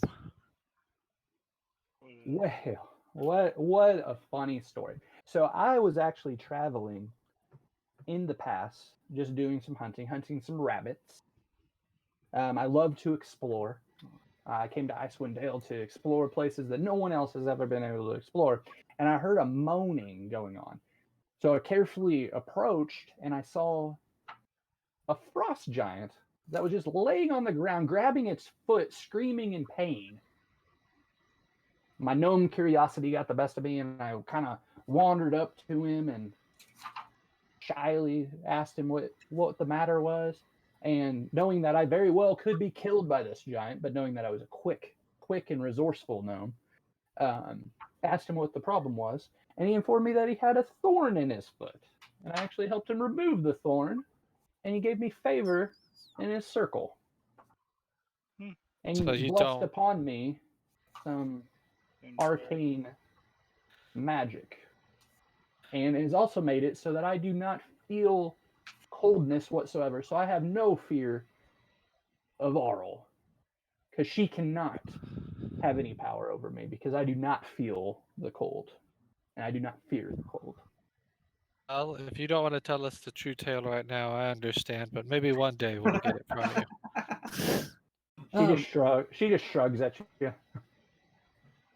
So, group, are we planning H then, it sounds like?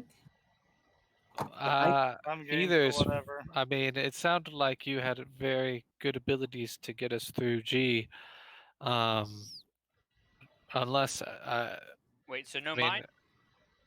Oh no, going no, south both is of those. fine. Yeah, both of those. It's just, do we want to go over the bridge, which is really safe, and then stealth past the giants, or the bridge that's kind of slippery, but then we don't have to stealth through the giants as much? Because G there, giant country. Giant country. That's giant country right there. Kind of hears you guys talking to yourselves, and she does say, "Just remember, giants aren't the only thing to be afraid of in these lands." Okay, She Solera, says I know. you have white dragons, you have wolf, bears, all kinds of dangers. Well, I appreciate the sense of fear that you tried to put us in, but I think you should probably be getting to go, Solera. This was more like a group conversation. She blows you a kiss and starts to wander further north. Well, golly. Yeah. Hold on, I need a minute. Wow, okay. All right. Well, I mean, I'm not confident in my own ability to stealth, but if you think you could overcome me on top of a giant elk traipsing through the snow, then he's fine with me. I'm also confident that Kodo here could get me over H. I'm confident about my ability to get over H or get through G. It's just up to everyone else on what they feel. I mean, I don't know. Let's do it. I'll follow. I'm game for whatever. Either one sounds like it's gonna be a fun time, so you can either try to not fall to your death or not get squished. Either way, you're gonna get squished. So That is true. What do you think,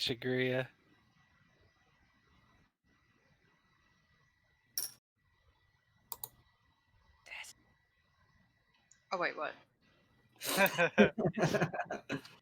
No, you're good. Which way do you think we should go? Should we go through G and try to stealth past the stuff, or try to go across the ice bridge on H?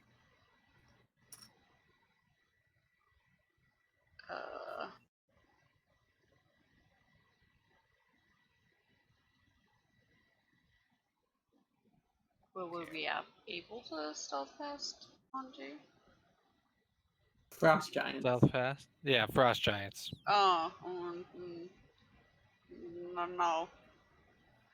Okay. LR, is H fine with you then? I feel like H would be good. We got the champons or whatever. Crampons. We got the crampons. Yeah, we Though I find won't out be where using you them. actually have to put them too. We could also tie a rope to each other. Sounds like a dangerous idea. I mean, if either Oh. of you fall off, old Kono here should be able to hold your weight. True. Or if Kono falls off, then we all get to die together. I like those odds. What a soothing thought. Yeah. Huzzah! Ah, So is that the plan? it's a plan. We'll go up and then I don't know. Yeah, to H. Probably looking around at, I don't know, B and F as we pass through. But Well, we're just looking at the map, right? We haven't actually made a. You haven't Yeah. made it up there. No, she said. You guys remember her saying you're about 5 to 7 miles from reaching that area to A, the very bottom of the map. Man, what's the D over there? E, The D? that's the That's the quarry quarries. with the treasure. Ah, But we would have to think we're- go. D is or E is? D. We're Ah, on the wrong side, I think, of this I got you. So union or whatever. anyways. All right. So, are you guys going to continue going north then, and start making your way Yep. towards Sounds the like it. deal? All right. So, it's a pretty steep journey as you guys are going forward. With the snow, do you have your snowshoes on? I'm guessing everyone is either on their mount as a mountain goat or has their snowshoes on. Is that correct? Yeah. I'm actually going to wait to use wild shape since I've already used one until we get to H, so I will just be traveling as a person. Okay, perfect. So, as you guys are going north, because you do have the snowshoes, the mounts going well, and Dane, you're still first, right? Are you still scouting ahead, or are you just kind of in the lead? Scouting ahead, running back, scouting ahead, running back. Okay. So as as Dane makes it up, you actually see what kind of erupts into a forest, which is you're kind of approaching A, and it seems like the trees of this forest kind of shine like they're made of a precious gem or something like that. They're sparkling in the watery sunlight, and even the trunks of these gigantic trees are surrounded with layers of silvery ice that are just kind of held in stasis by the cold. And then you kind of see that as you go through that, as you're starting to look through the forest, you can kind of see big mesas and everything like that kind of erupt after it. But right now you are in front of the forest. I do have an ability to speak with plants. Since we are in a forested area, is there anything that we would need to know, or should I save that spell?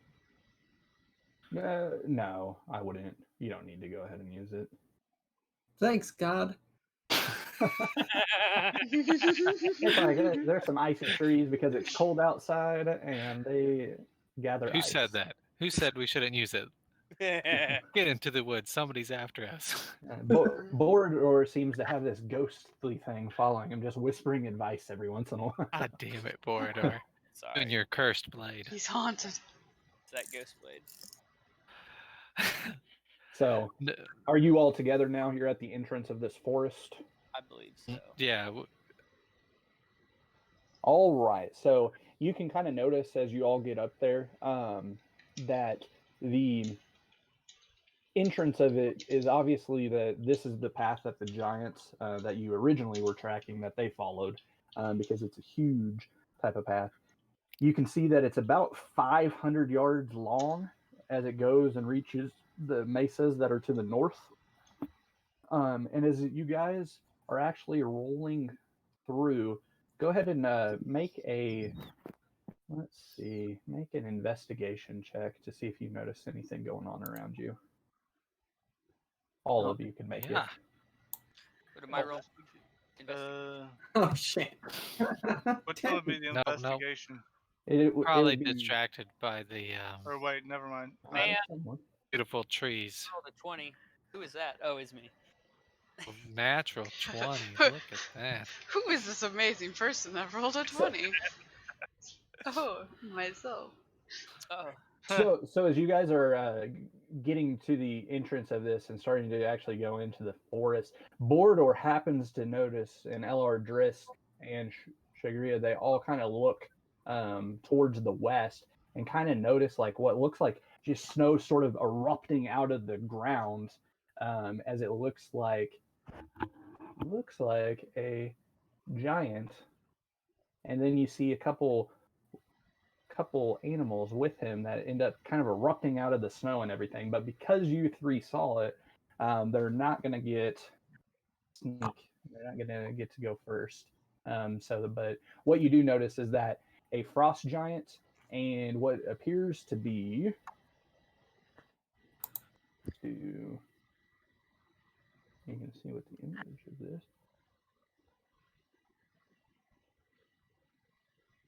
Ignore the little creature. He's not on top of it. It's just the warg. So you notice this ferocious looking beast, black hair, fangs, super mad, has what appears to be like a long leather leash on him. You see that on one side of this giant, and you see another one almost identical to it on the other. And you see, of course, this guy. And he has a warg on each side of him. And he just roars at you guys as you go in there. And then I say to him in giant, don't talk about your mother like that. Yeah. Because I can speak giant. And you shall die today. I hope he shouts back to you, Bordor. I hope he focus fires. And it's in giant. None of you else could hear anything, but it sounds like growls and words. Yes. So No one knew, but Taunt's one of my special. and what this is kind of looking like as you're going in there is, so you're kind of on this path and you see the crystal trees kind of all around you and everything like that. And he and his little buddies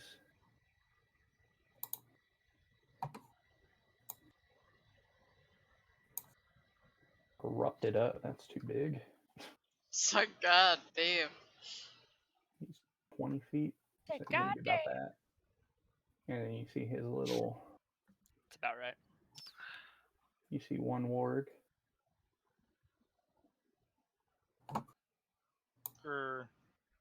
And then you see his other orb.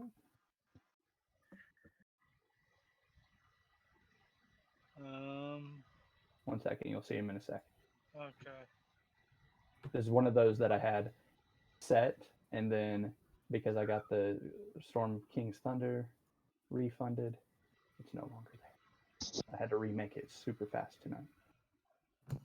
Can you guys see this? Yeah. You can see the giant and the wargs up ahead of you. Okay. Was the order still? It was Dane. Well, do you all know how to place your tokens now? Yeah. No. Or Well, Dane, you were right there in the thing when these people jumped up at you. Nope. So if other people want to place their tokens based on that, where Dane How do you is, do that? I think you drag. If you go to the combat tracker, the two swords, you can actually drag your image on the left side to the map, and it'll drag your token.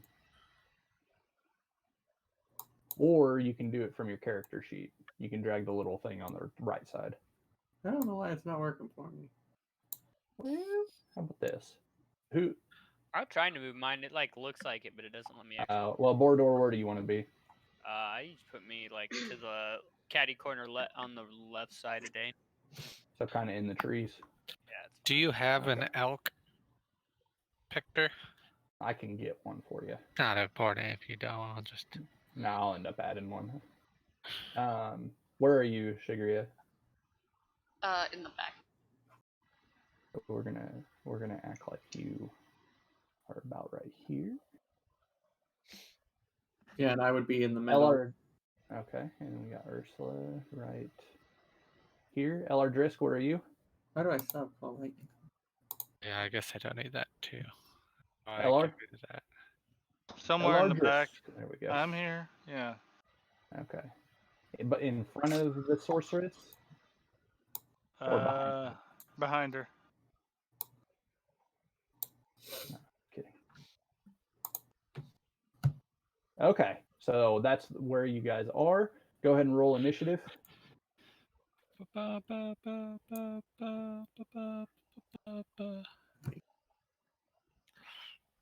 Some bitch.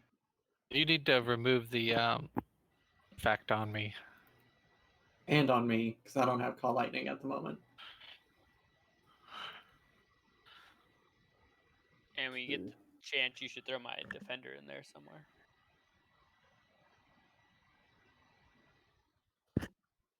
Okay, so we have Ursula has call lightning, does not actually have call lightning, and Dane does Don't have not this- have 2 AC. Not yet. Dane, Okay. I think you're gonna like me. Watch this. I'm Ah, a haste. you gonna give me Sticky haste? note. Is that what you said? All Yeah. right. So, Ursula, you won initiative, so it'll be your action next. I rolled for your skilled defender. Evan, you can, or Bordor, you can either move it with you or it can move where I rolled it. He moves with me. Okay. Oh, okay. Boom. 6. So yeah, I will take out a licorice root, 4. walk over, say some words, and then rub it on Dane, who now has haste. Heck yeah. Right. So you have 2 AC, advantage on dex. I'm glad Ursa finally found something good to use licorice for.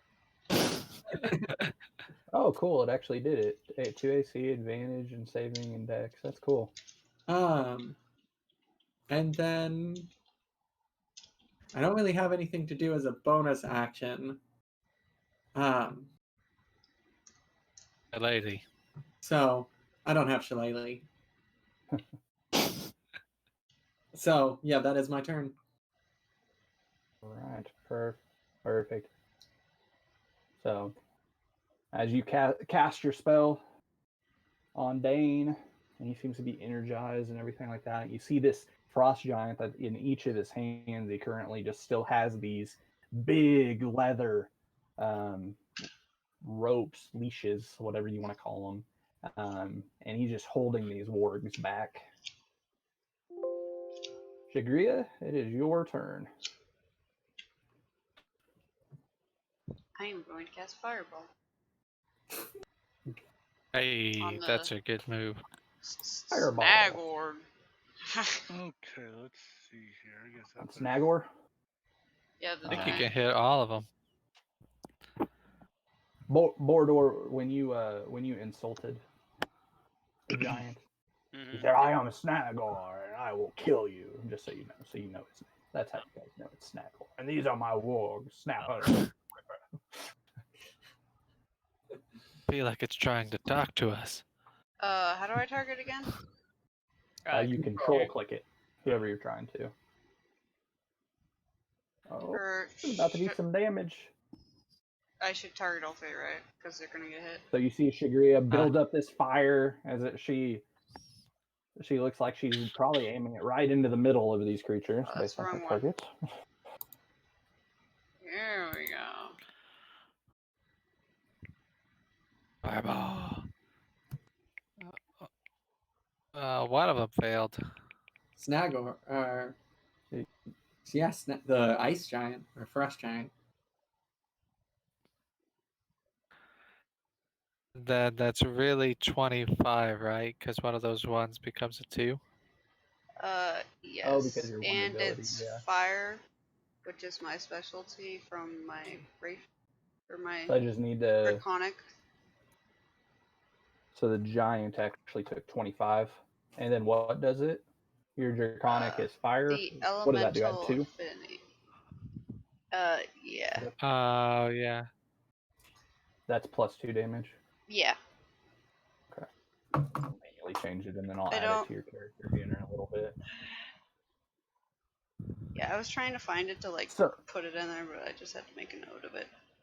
so as the sorceress kind of gathers up her fire, and you just see an eruption of light all around you guys in this chilled forest, and it reflects off of all these trees, and she just lands it directly in front of the giant as it hits, and you can the warg lets out this like piercing cry.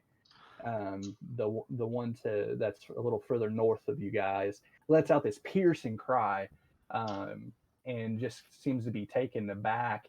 And the leash of these just gets singed off, and now these wargs are by themselves. They're no longer controlled. So the giant just seems to smirk at you guys and calls over to Borodor, "See, you little pansy." Yeah, it was 4. And you guys just hear rumblings. You don't know what he's saying. Oh, And you okay. go, For the elemental affinity, it's actually 4 extra damage because it's my charisma modifier, yeah. right? Yep. 2 more. So I did even more damage. So 16. Alrighty. I'll add that in real fast. Perfect. Okay. All my spells are concentration. Yeah. All right. So one of the warg that you guys know, Borodor, do you share any info with the names of these creatures with the party? Oh yeah, I let everyone know what their names are. So the warg that you guys know as Ripper from Borodor shouting it over to you guys as this battle's kind of going on. He looks extremely wounded as he kind of starts to go towards you guys, but he knows that he's not going to be able to get to the sorceress because he knows other people around. So he's going for the nearest person, which ends up being Borodor as he reaches out with the bite. Oh, well, my steel defender, who should be standing next to me, makes it so he has to roll at a disadvantage. So he has to roll twice. Take the lowest number. Defender. I don't know why your steel defender is hurt. He's not hurt. So he rolls a disadvantage. Should be, hopefully. Find out. Can I click that? Let's see if that works. If I click the...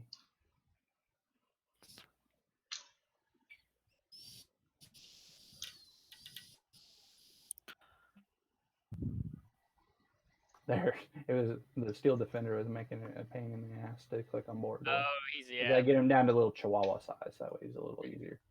Okay, so as he bites at you, with this, your steel defender seems to kind of leap in front of him and to deflect his bites as he goes, as it looks like this little metal chihuahua is going straight against this gigantic warg.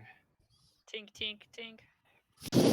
As he bounces sort of off the side of the steel defender, he bites again at you, Borodor. No. Oh, misses. Oh. He missed.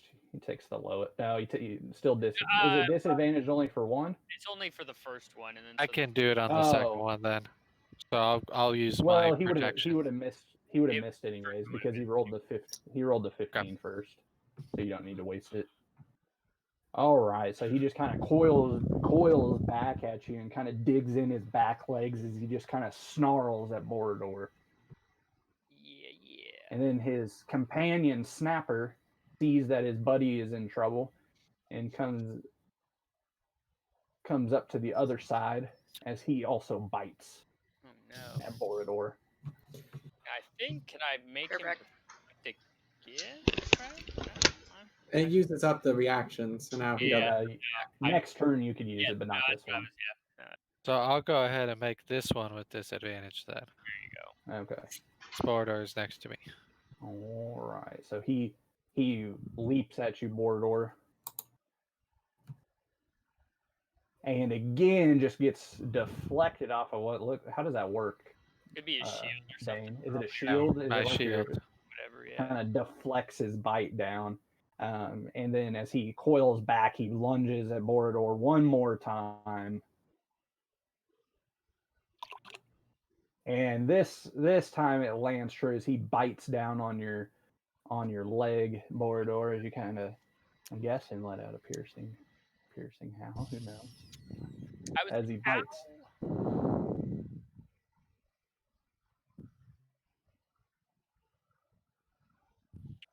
Oh, How much damage I take? so Borodor, I didn't have you targeted. I'll manually add that. So he ends up doing 10 damage to you, but I also need you to make a strength check. A strength. Yeah, you need 13 or better. Curse me, why don't you? I got 3. Okay, so as he bites down on Borodor, he actually manages to take Borodor to the ground, and you're now prone. I'm As he knocks you to the ground. Let me change your health real quick. No. When I say, can I just give myself 10 wounds? Well, you could, yeah. I just gave it to you though. You're good, yeah. And then I wonder, can you like type in prone and it'll give prone? Oh, No. it looks like, yeah, looks like he's prone. What's the effect of prone? Oh, it does. Okay, so as long as you use on the the ground. Yeah, so at melee attacks against you have advantage. Ranged has disadvantage. Oh. Then And you it can takes stop half getting. the movement to stand up. You have to do what? Spend movement to get up? yeah. Half of the movement. Oh, that's not bad. All right, so the warg is able to successfully finally attack one of you guys. Oh, and you'll have disadvantage on your attacks if you don't stand up. And now it is Snagorg's turn as he kind of comes up in front. He knows that his wargs are handling that pesky dwarf and comes in front of Borodor, or in front of Dane, Good luck. and swings his great axe as he pulls it from his back. Oh, dang. Is that a critical hit? That's a critical hit. Oh, Ooh. God. I'm Oh, dead. no. I'm dying. Please. So as he slams down with his great axe right on top of Dane's heavy armor. What kind of armor are you wearing? So as he crashes down on your splint, you end up taking Splint. 48 damage. Fuck. It's just a wound. It's nice knowing you, dude. As he oh dang. As he slams into Dane, and you just see Dane look like he's taken aback by far. He then More? You got some more? Shit. he then decides that he is going to move back and go ahead and do an attack opportunity if you'd Yeah, like. I use my reaction to protect Born. That's right. Can I throw So mace at him? so he moves back and actually ends up looking right at Shagria as he pulls a boulder rock from the ground and targets Shagria Please, no. and slams down on her with a rock. No. That does Oh my I have Christ. 11 health left. as that rock just slams down at the sorceress that almost killed his 2 pets. 12 health. Second. And just looks at Borodor and points and does the little motion with his hands. Just bring it. No. Can't believe him. And it's now Okay. L.R. Driscoll's turn. See if I can. Can I hit the Snagorg? Yeah. Where I'm. Okay. Yeah, you're 5, 10, 15, 20, 25. Where'd my here, freaking thing what if- go?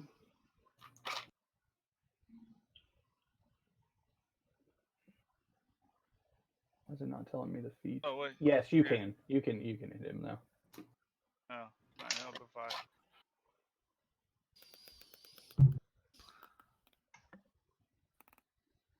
Okay. Anyways, okay. I'm gonna first cast Zephyr Strike, Okay. and then let's see. I roll the. Are you using your bow? Yeah, I'm trying. I think it's. I'll just do it and see if. 20. And that's guessing that's a hit, right? Yes. Yes. So as you pull back, it seems like whatever you did in the village seems to have made you a little more accurate. Hopefully.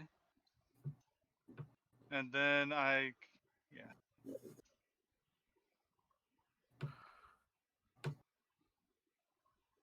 So as you land your arrow true into the giant, it seems like he's definitely taken aback a little bit. He didn't expect these pesky little adventurers to kind of put up the fight that they did. He thought that he would be able to just kill you guys and eat you without any kind of issues. So you've at least caused that.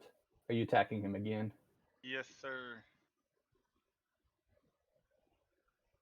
As your second attack hits, as you draw back another bow in rapid succession, There we go. and he takes another arrow and kind of again puts a foot back into the snow, and sort of rethinks his little gesture towards Borodor. You have anything else, LR? Can I do another hit or Nah, actually you don't. Can I cast Cure Wounds on Dane? It's an action, so no, you wouldn't be able to. And you've used your bonus action to put on your So I'm Zephyr pretty Strike. much done. Yeah. unless that's you what I want to figured. move. Unless you want to move somewhere, yes. Sure, I'll move. Can I move like right there, or You even can. better, right there? I'll be protected by a tree, hopefully. All right. As What? as LR Driscoll ducks behind one of the icy trees to hopefully stay away from the giant so he can revive the part. I mean, I'm just kidding. I don't know. Protect Do you have myself. anything? Do you have anything else, LR? I'm good All right. for now. Dane, Commodore. Okay. it is your turn. Okay. yeah. I think I'm gonna cast first off. I'm gonna cast Speak with Animals, Okay. and I will They don't want to talk to say, you. "Brr, Napper, Oh my god. you don't want to be with this frost giant. Die here. Join us instead and help take him down and treat you right." Roll. Do you have a animal Persuasion? husbandry or something? Or Oh, since you're no, talking to I- animals, you can use persuasion. Go for it. Wow. Yes. alrighty. Ah, So the Thank both the wargs actually seem to respond pretty positively to you, as they actually do shift their focus towards their giant, what you thought was their owner, but it looks like he's treated them very poorly, so they are not very loyal. Nice. Man. They're very simply minded. I was totally gonna turn these guys into flaming grease balls. You totally ruined it, man. I'm trying to get you a mount here. I know, I'm just So I will charge forward on old Bruh. Kono, and with my hasted The action, red. I'm only allowed to do one attack, but I will hit it with my warhammer. Now, how do? Make Okay, sure. control target. Yeah. Okay, and then it's this one. Yeah. I believe You that's a hit. miss. The hit. No, it hit. Yeah. Frost Yeah. dance don't have Oh, much and I'm for gonna armor. use my Okay, I'm gonna use level 1 divine smite. So well, okay, it'll take an additional 3 radiant damage. And then, Okay. ooh, as a bonus action, I don't actually think I have a bonus action. Can't do any healing on yourself, can you? Not with a bonus action. I am in the same kind of pickle that you're in. So I am done. You can't move out of the way now. Oh no, I'm Oh. the tank. All right, Oh. Borador. You don't look I like may- much of a tank. You're in They red. have 5 hit points are- left, but I'm the well, tank. The standing up. Borador, you are prone, but however, you don't have wargs that are going to try to attack you. So there is that. So no. So to get out of prone, do you spend all your movement to get up? Half. Just your movement though. Wait, did you say the whole thing? Or... Just, Jesus right? Christ, Just- scared me. Okay, so the Oh, reason okay. I say So that like, is I was gonna move So, behind Andrew. so 15 feet. well, for us dwarves, it's 12 and a half. So we only have 25 Valid. feet. True, so I could actually only move 2 blocks. I don't think that'd be enough, would it? I don't think I'd be close. Even though it scared the shit To out of me. move behind? No, because you're talking 10. You could. I have to touch him in the So Don't So worry, I you're got not prone. So you're not prone anymore, right? We'll take that away. yeah. Hold on. Because diagonal's 10 feet, correct? correct. If you go, Yeah. Or at least You're talking. like you're 7. talking about, When's the? well, Does it say Dane, are you when my in? turn is? I'm sorry. Dane, are you in? Are you more there, or are you more where we? I have don't know you? how I'm up adjacent Just to the melee, creature. just melee range. So you could get there, Borador. Think so? Yeah. But you should let me. Should we walk behind old Dane? So you're gonna be about right there. And then I'm going to cast Cure Wounds as a level 2 spell, though. So just And roll then I'm the going extra. to say this is how you do it without a god. Let me roll it twice, I guess. No, that didn't work because it added 4 to it each time. You should just do 7. Well, fuck. I Just fucking hate this thing. How should you do 11. that? Because it doesn't actually roll twice because it actually has it as a level 1 spell in my So book. so do it should 11. be 6 plus 5. Yeah, 11. Yeah. Which is like a third of one of his swings, but you know. I appreciate Oh, not okay. having as many cracked ribs. So 30. So 37 health now.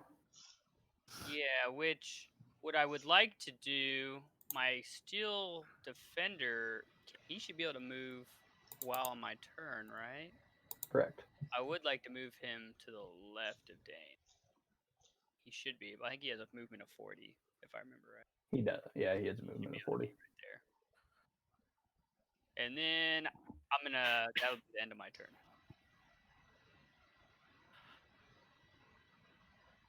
All right. So your steel defender moves up. End of your turn. Ursula, it is now your turn. okay, so I'll move back a little bit and Meat shield. I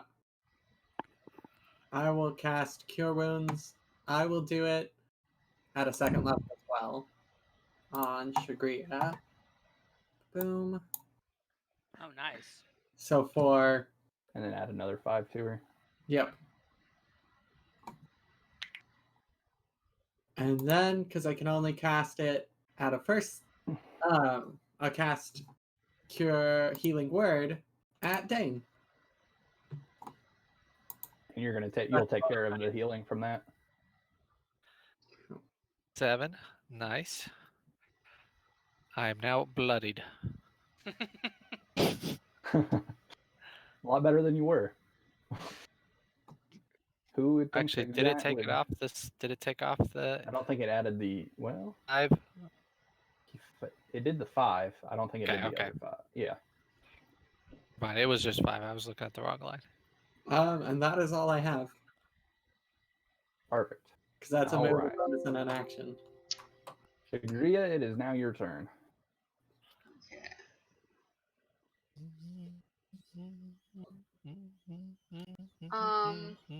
For the quicken spell, does that have to go on the same target, right? Like if I use What Firebolt. are you trying to hit multiple things? I just don't remember how it works. Quicken Quicken? turns it to a bonus action. You could cast another spell. Oh, You can do- okay. Yeah, two. Yeah. Okay, so And it lets And me. I do want to remind you, the wargs are friendly at the moment. Oh, Here, they we'll are actually friendly? make them. We'll make them friendly to you guys. There you go. I told them that we'll treat them right.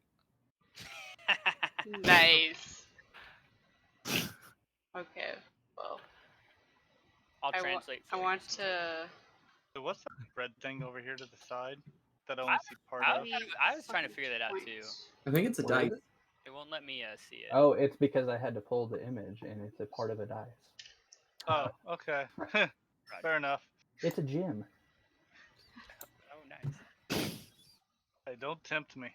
I want to use Firebolt on the giant, and then use Quicken spell and do another Firebolt on him. Sounds good. Oh man, those are. Was that going to be 4d8? Or I guess it's 2d8s for each one, right? All right, so your first firebolt slings past and just kind of goes into the back of the forest as the giant has all these things around him, and you seem to have not been Can't able to be target right. him accurately. You have to have more than a +2 to your attack. Yeah, it should be like if you have a +4 Ah. charisma, it should be +7. That's what I was going to say. You should. Yeah, I have +7 Is fireball. counting it as ranged right now. I don't even know. I bet you it's having the same issue that I had, where you have to change what it thinks your spellcasting ability is and whether or not you do proficient by the magnifying glass. I think. So Yeah, it's it thinks supposed to be. that's a What are you ranged But supposed to ability it's do? supposed right to be now. And you're So supposed it to be should +8. use your charisma and it should give you your proficiency. And I don't know if you have magic items like a Wand of the Warcaster or whatever that give you another additional bonus, but it should be at least a +7. So charisma plus professional plus the 2 for the skilled, like her sorcery. So that'll go and damage the attack. So yeah, okay. So I think that would be right. Charisma plus proficiency plus 2. Let's see real quick.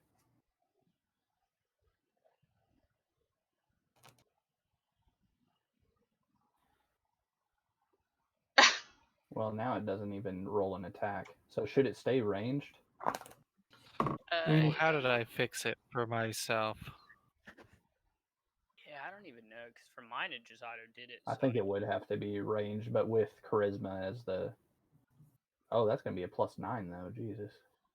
Nice. So +0 for bonus. Maybe that'll be right. Oh, okay, so if you click magnifying There we on the go. spell and then click magnifying on the cast, you want to change its type to Oh. ability. Or change its base to ability. It says ability right now. And then stat is charisma. Yep. Yeah. Yeah. Now it did. Proficiency. I just rolled 4 and it did a +7 now. All right, Yeah. cool. So you should be good. So if you want to re-roll your attack, we'll go with that. Ooh. There we go. So this time the fireball. Well, this is your first fireball, right? Yeah. So it seems to land true right in this chest of the giant. And that's 2d10, right? Yeah, if Because it's you're yeah. your level. Yeah, your level 2. Yeah. Nice. 15. So as he's even taken back more as he puts his great axe into the snow, looks Plus at four. Borodor and says, "I'm gonna eat you, dwarf." right. 4. Yeah, +4 for thingy, Oh yeah, it is fire. for fire. I bet you I can modify that.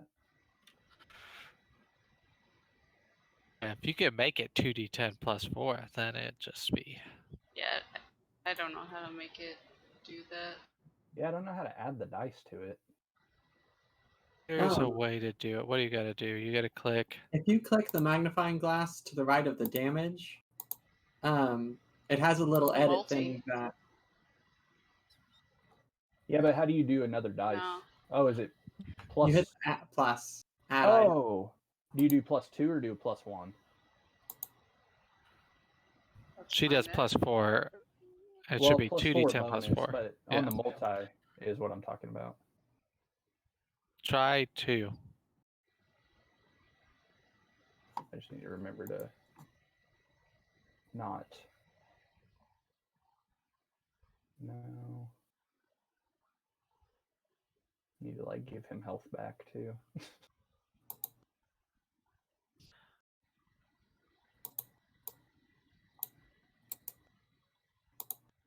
I don't know. We'll figure it out in some other time. For now, Yeah, you can just do the double roll, and that'll make it easy.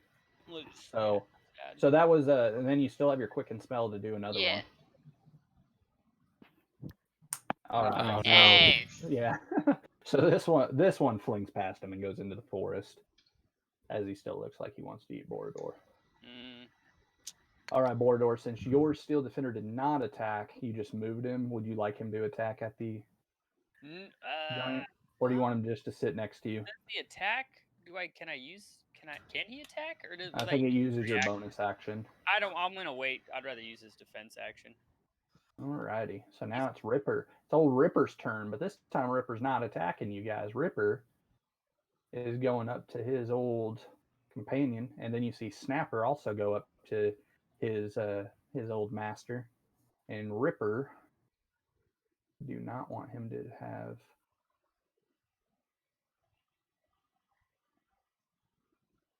We don't want Borodor attacked.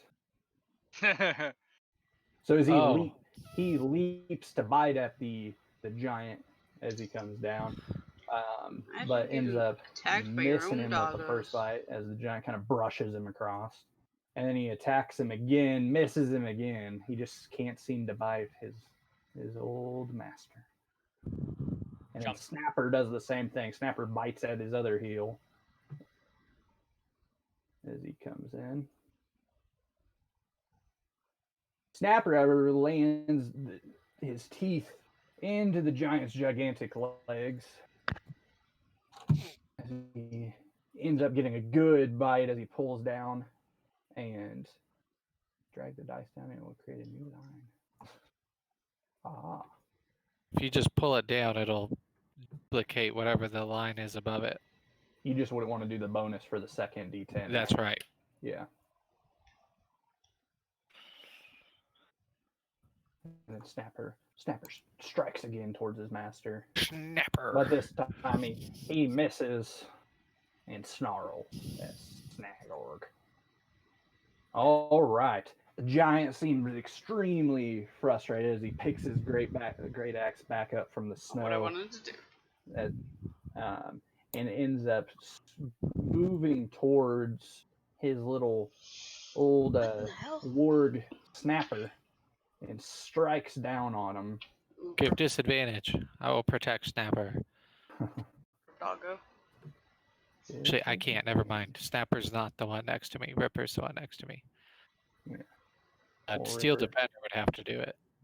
Do you want your steel defender to do it, Gavin? Yeah.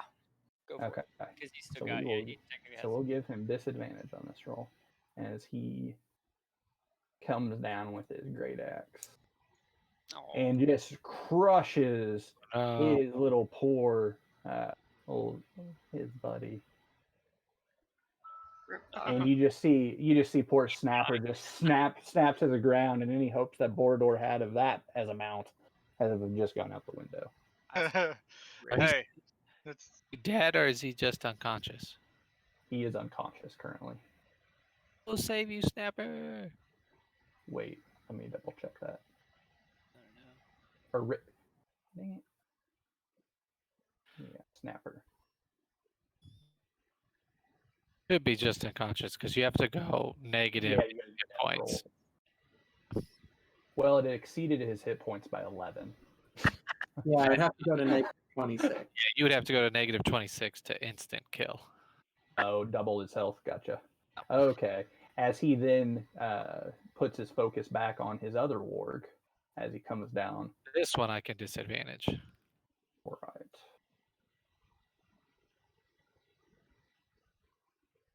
He's not targeted correctly. There, now he is. And he's disadvantaged. No, Ripper. As he hits his old friend. Ripper. They're both dying. as that one falls down too, and then he ends up stepping a little closer to Dane. Dang. Although I can't do that. Never mind. He's staying where he was. All right. Your turn, LR. I probably can't hit him. Well, yeah, I can, can't I? I mean, you probably miss, but yeah. Go for it. Nah, I'll move forward. That's what I'm talking about. There you go. There. I'll just walk forward as you shoot them with arrows. Yeah. I will do Hunter's Mark on this time. And then let's see. Fuck. All right, as your arrow whistles past him, because of all the people in your way, you were afraid to make an accurate shot. Can I move again, or would that take up a action? I don't think you can. I think you got to decide your movements all in. Or Yeah, you could use it. Well, you used a bonus action already, so I don't think you could. Because I was just gonna move up, straight up one square. No, I'll let you do it after you make your second attack, but not before.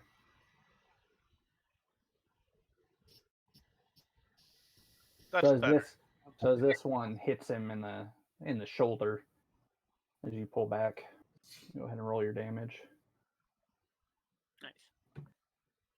All right, as an arrow's just sticking out of his shoulder, he looks down at it, looks back at Borodor. Borodor, he hates you. Do you want Yeah, to move? I'm just LR? happy I'm not in red this time. I mean, I did tell him I'd eat his mom from behind, so. Oh, that's hilarious. That's some LR, are you raunchy moving up shit. any? Yes, I'll move Never seen a giant before? about Are you right moving there? in Never there. seen a over dwarf there, eat in the out of tree. it. Okay. Yeah. Oh hell yeah. Damn, I'm not.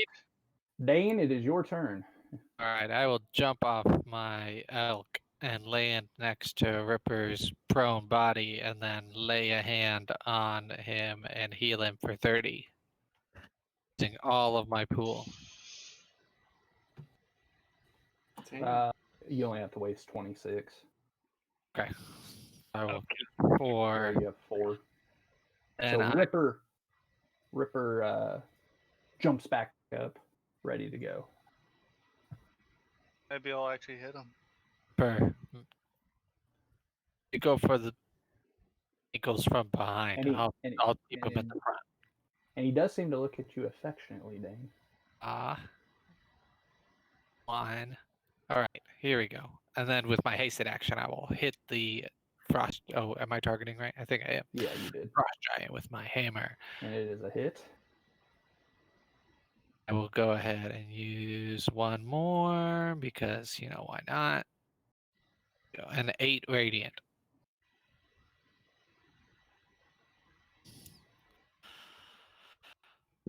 And then well, that's it. I'm done. All right. So the giant, you guys are noticing that he is heavily damaged at this point. He does not seem as cocky as he did before. Matter of fact, he's not even looking at Borodor like he was before. As it's Borodor's turn. His mother. True. Oh, it's my turn. Yeah. Hell yeah. Hey, so what I'm gonna do is I'm gonna fucking. Can I throw my hammer at this fool? Do I need to step You- over, or will I hit Dane, or do I need to step over to toss my hammer at his face? I mean, if you move a little bit towards Ripper, you could go in between. Is that gonna take away my second attack? No. No. Okay, we'll do that. Bam, we'll do like a half step. Yeah, half step should be okay. And I throw my hammer. Wait, don't do it yet. Um, You're not targeting him. I haven't targeted. I just didn't want you to. That now you are. Fuck. You're good. Where the fuck's my attack at? Is it? Where's your attack roll at? I'm fucking shit. Actions. Actions. It should be under weapons. So you might have to equip the weapon if you don't have it equipped.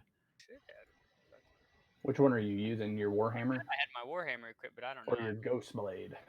No, my warhammer's the one that's the rain, which is That would be an interesting one to use.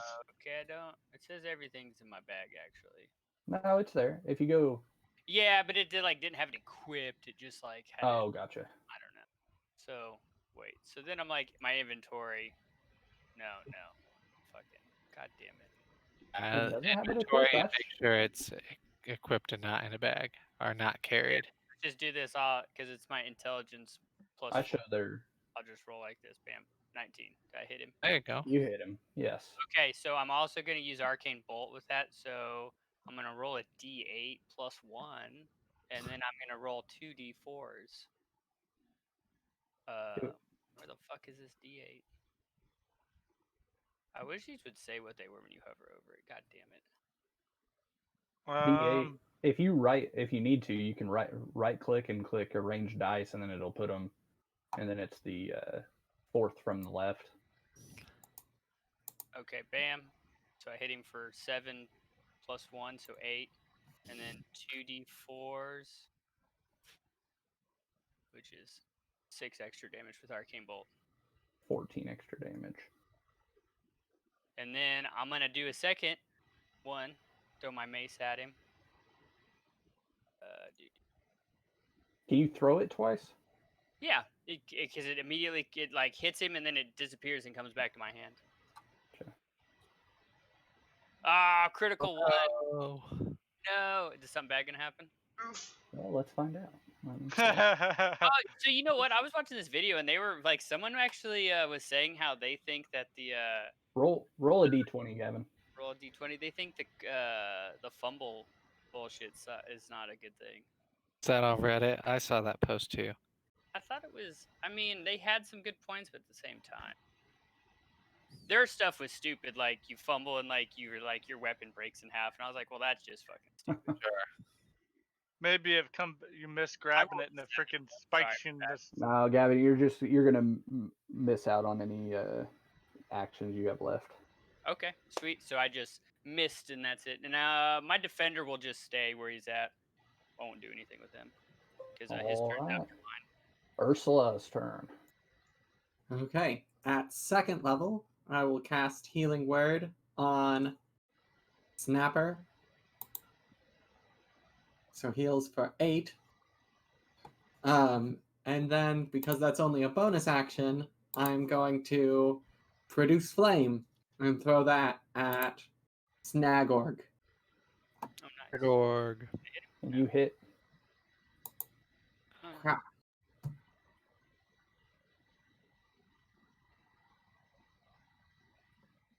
So, you guys can. So, the giant shouts over to Borodor, "I will have my place in the ordering." As all the rest of you, Wait, what did he say? I'll have my place in the ordering. yeah, Ah, or odor. How do you guys say that? Ordning. Ordering. ordering. I feel you. As have I anything else, translate Ursula? the whole group. Ursula, anything else? Nope, that's it. That's all I can do. All Thought you right, were- Shagria. He's still alive? Hey, Yeah, Surprisingly, I'm gonna Hanging firebolt on. him. His left arm's missing. Knees are busted his out. armor's on fire a little bit, blood pouring out of a bunch of wounds. Mhm. You hit him with your fireball. Nice. Oh, here it come. +7, eat it. 7. It's 5. It's 16. And he Oh, is that time dead. I did it correctly. Good. All right, as you guys see him collapse to the ground. Dane, make a reflex save as he falls towards you. You have advantage. 'cause you're hasted. Oh, that's right. I do have advantage because I'm hasted. Okay, so how do I? You Hold on. click the advantage down on the bottom left. First. And Oh then, no, you're gonna do a Do it dex save, automatically. so it'll automatically do it. yeah. Oh, nice. Wow. Oh, fuck. Natural 20 You minus. guys, Roll a 19 guys- and a 20, bro. you guys have never seen this agile of a dwarf and Damn, armor. boy. roll his way out. As he rolls all the way back here and avoids the fall of the giant as it comes down right in between his former war No galley. pagans. So, giant's dead. You have two wargs that are looking pretty friendly towards Dane. Matter of fact, they actually come up over towards Dane and are on both sides Who's of the him. druid now, right? Just kidding. Dane, give him food. I did speak with plants, not speak with animals. I should have done speak with animals. Like dried meat jerky from my trailer. Oh shit, I'm a vegetarian in this goddamn game. I Shit. Dude, I wonder if I have anything like your rations. I guess you could get some We rations. have frost giant meat. yeah, we Yeah, do have Oh, dried that. meat. I'll You heal got a point. Snapper. Oh, Feel man. what? I Oh, heal Snapper with my rest of my lay on hands. So 4 more. Then I'll, if he's still wounded, I'll start spending some spells. Oh, wait. Wrong way, hold Tyler. Change it. Just the on. There 4. we go. Just the 4. I forgot what he was at, so now he's only 14. With it. Let me see what they would like. They would probably like. I toss out some mushrooms. I guess I'm gonna dole out some healing too, because Dane definitely needs it and Shagria needs it. Oh, I'm fine. This is just a flesh wound. Boop. Bloodied.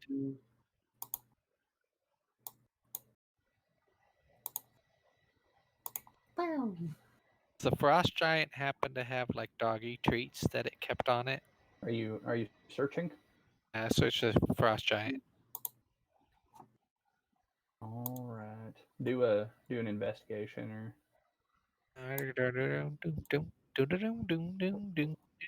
or proficiency if you'd like. About perception. Boom. That works. Okay. That nope. Don't you worry about it. Is anyone else searching for anything? Yeah, let me do a search. Just keep finding fat folds. Oh, here's another fat fold. Nothing in this one. Can I? Fat fold. Yeah, go for it again. What do you want me to roll? Investigation or perception, either one. Hold on. Perception. Okay. Investigation is. Oh, that sucks. I'll do one more heal on Dane. Okay, so as Borodor's scavenging the body and everything like that, he does find 4 gemstones in a pouch of the thing. He finds what looks like a gold wedding ring. He finds a replacement human skull for Dane and a small human-sized knife. Like the knife is as big as a human, or like? No, it's like a normal knife. No, I know. Sorry, I had to be stupid. Go back. I want it. So it is now in your guys' party inventory. I'll take the humanoid skull. It's I important. think you can drag it from there. I give it to. Oh, and you do find 400 gold pieces. Do you want me to divide that amongst you? Yeah, I assume we'll split that evenly. Actually, Yeah, I'll there you go. You each got 80 gold. in half, and I'll give half to Ripper and half to Snapper. Wait, what are you? The skull? Yeah, just break it in half and split it between them. Okay. They seem to enjoy it. Who wants to hold All on right. to And stones? given the time, Yeah, right. Probably. Yeah. you guys Mhm. want to go ahead and camp here for the night? Yes. Yes. Do we need to do anything to help hide Yeah, ourselves so we survival. don't get hit by a patrol or something while we're resting? Um, Or is someone gonna stay up and keep watch? Ursula and Elardris roll a survival skill. Just you two though. Is it actually night? Are we taking a long rest? Or are we just It's gonna be night. I mean, you guys traveled 5 miles, so you got there right at dusk. okay. I got a Okay. 13. All right, so LR is able to get you guys a somewhat safe shelter, kind of underneath Well, remember, these I trees. can. Yeah. Plus, I also can. I think I'm do woodworking, don't I? Yeah, but you wouldn't be able to utilize those too good here. Well, I mean, you could. I could utilize like cutting some branches down and making some little makeshift tents.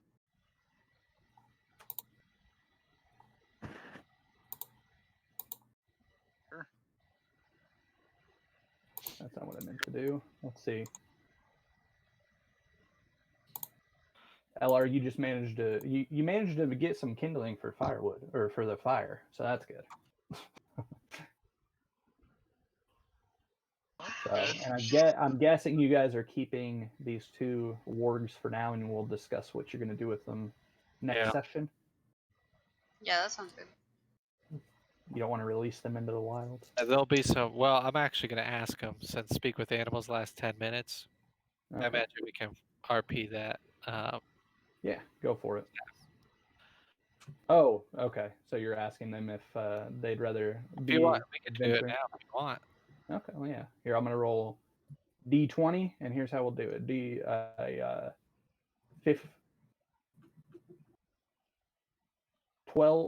15 or higher, they will stay with you guys. 14 or lower, they will not. I'll do it for Come each on. of them. Come on. So we rolled a 3 for the first guy. Oh, easy. So Ripper wants to go back to the wild. However, Snapper seems to be very appreciative of what you did for him and wants to stay. Of course, the injured one wants to stay. Snapper, are you sure you want to leave Snapper here?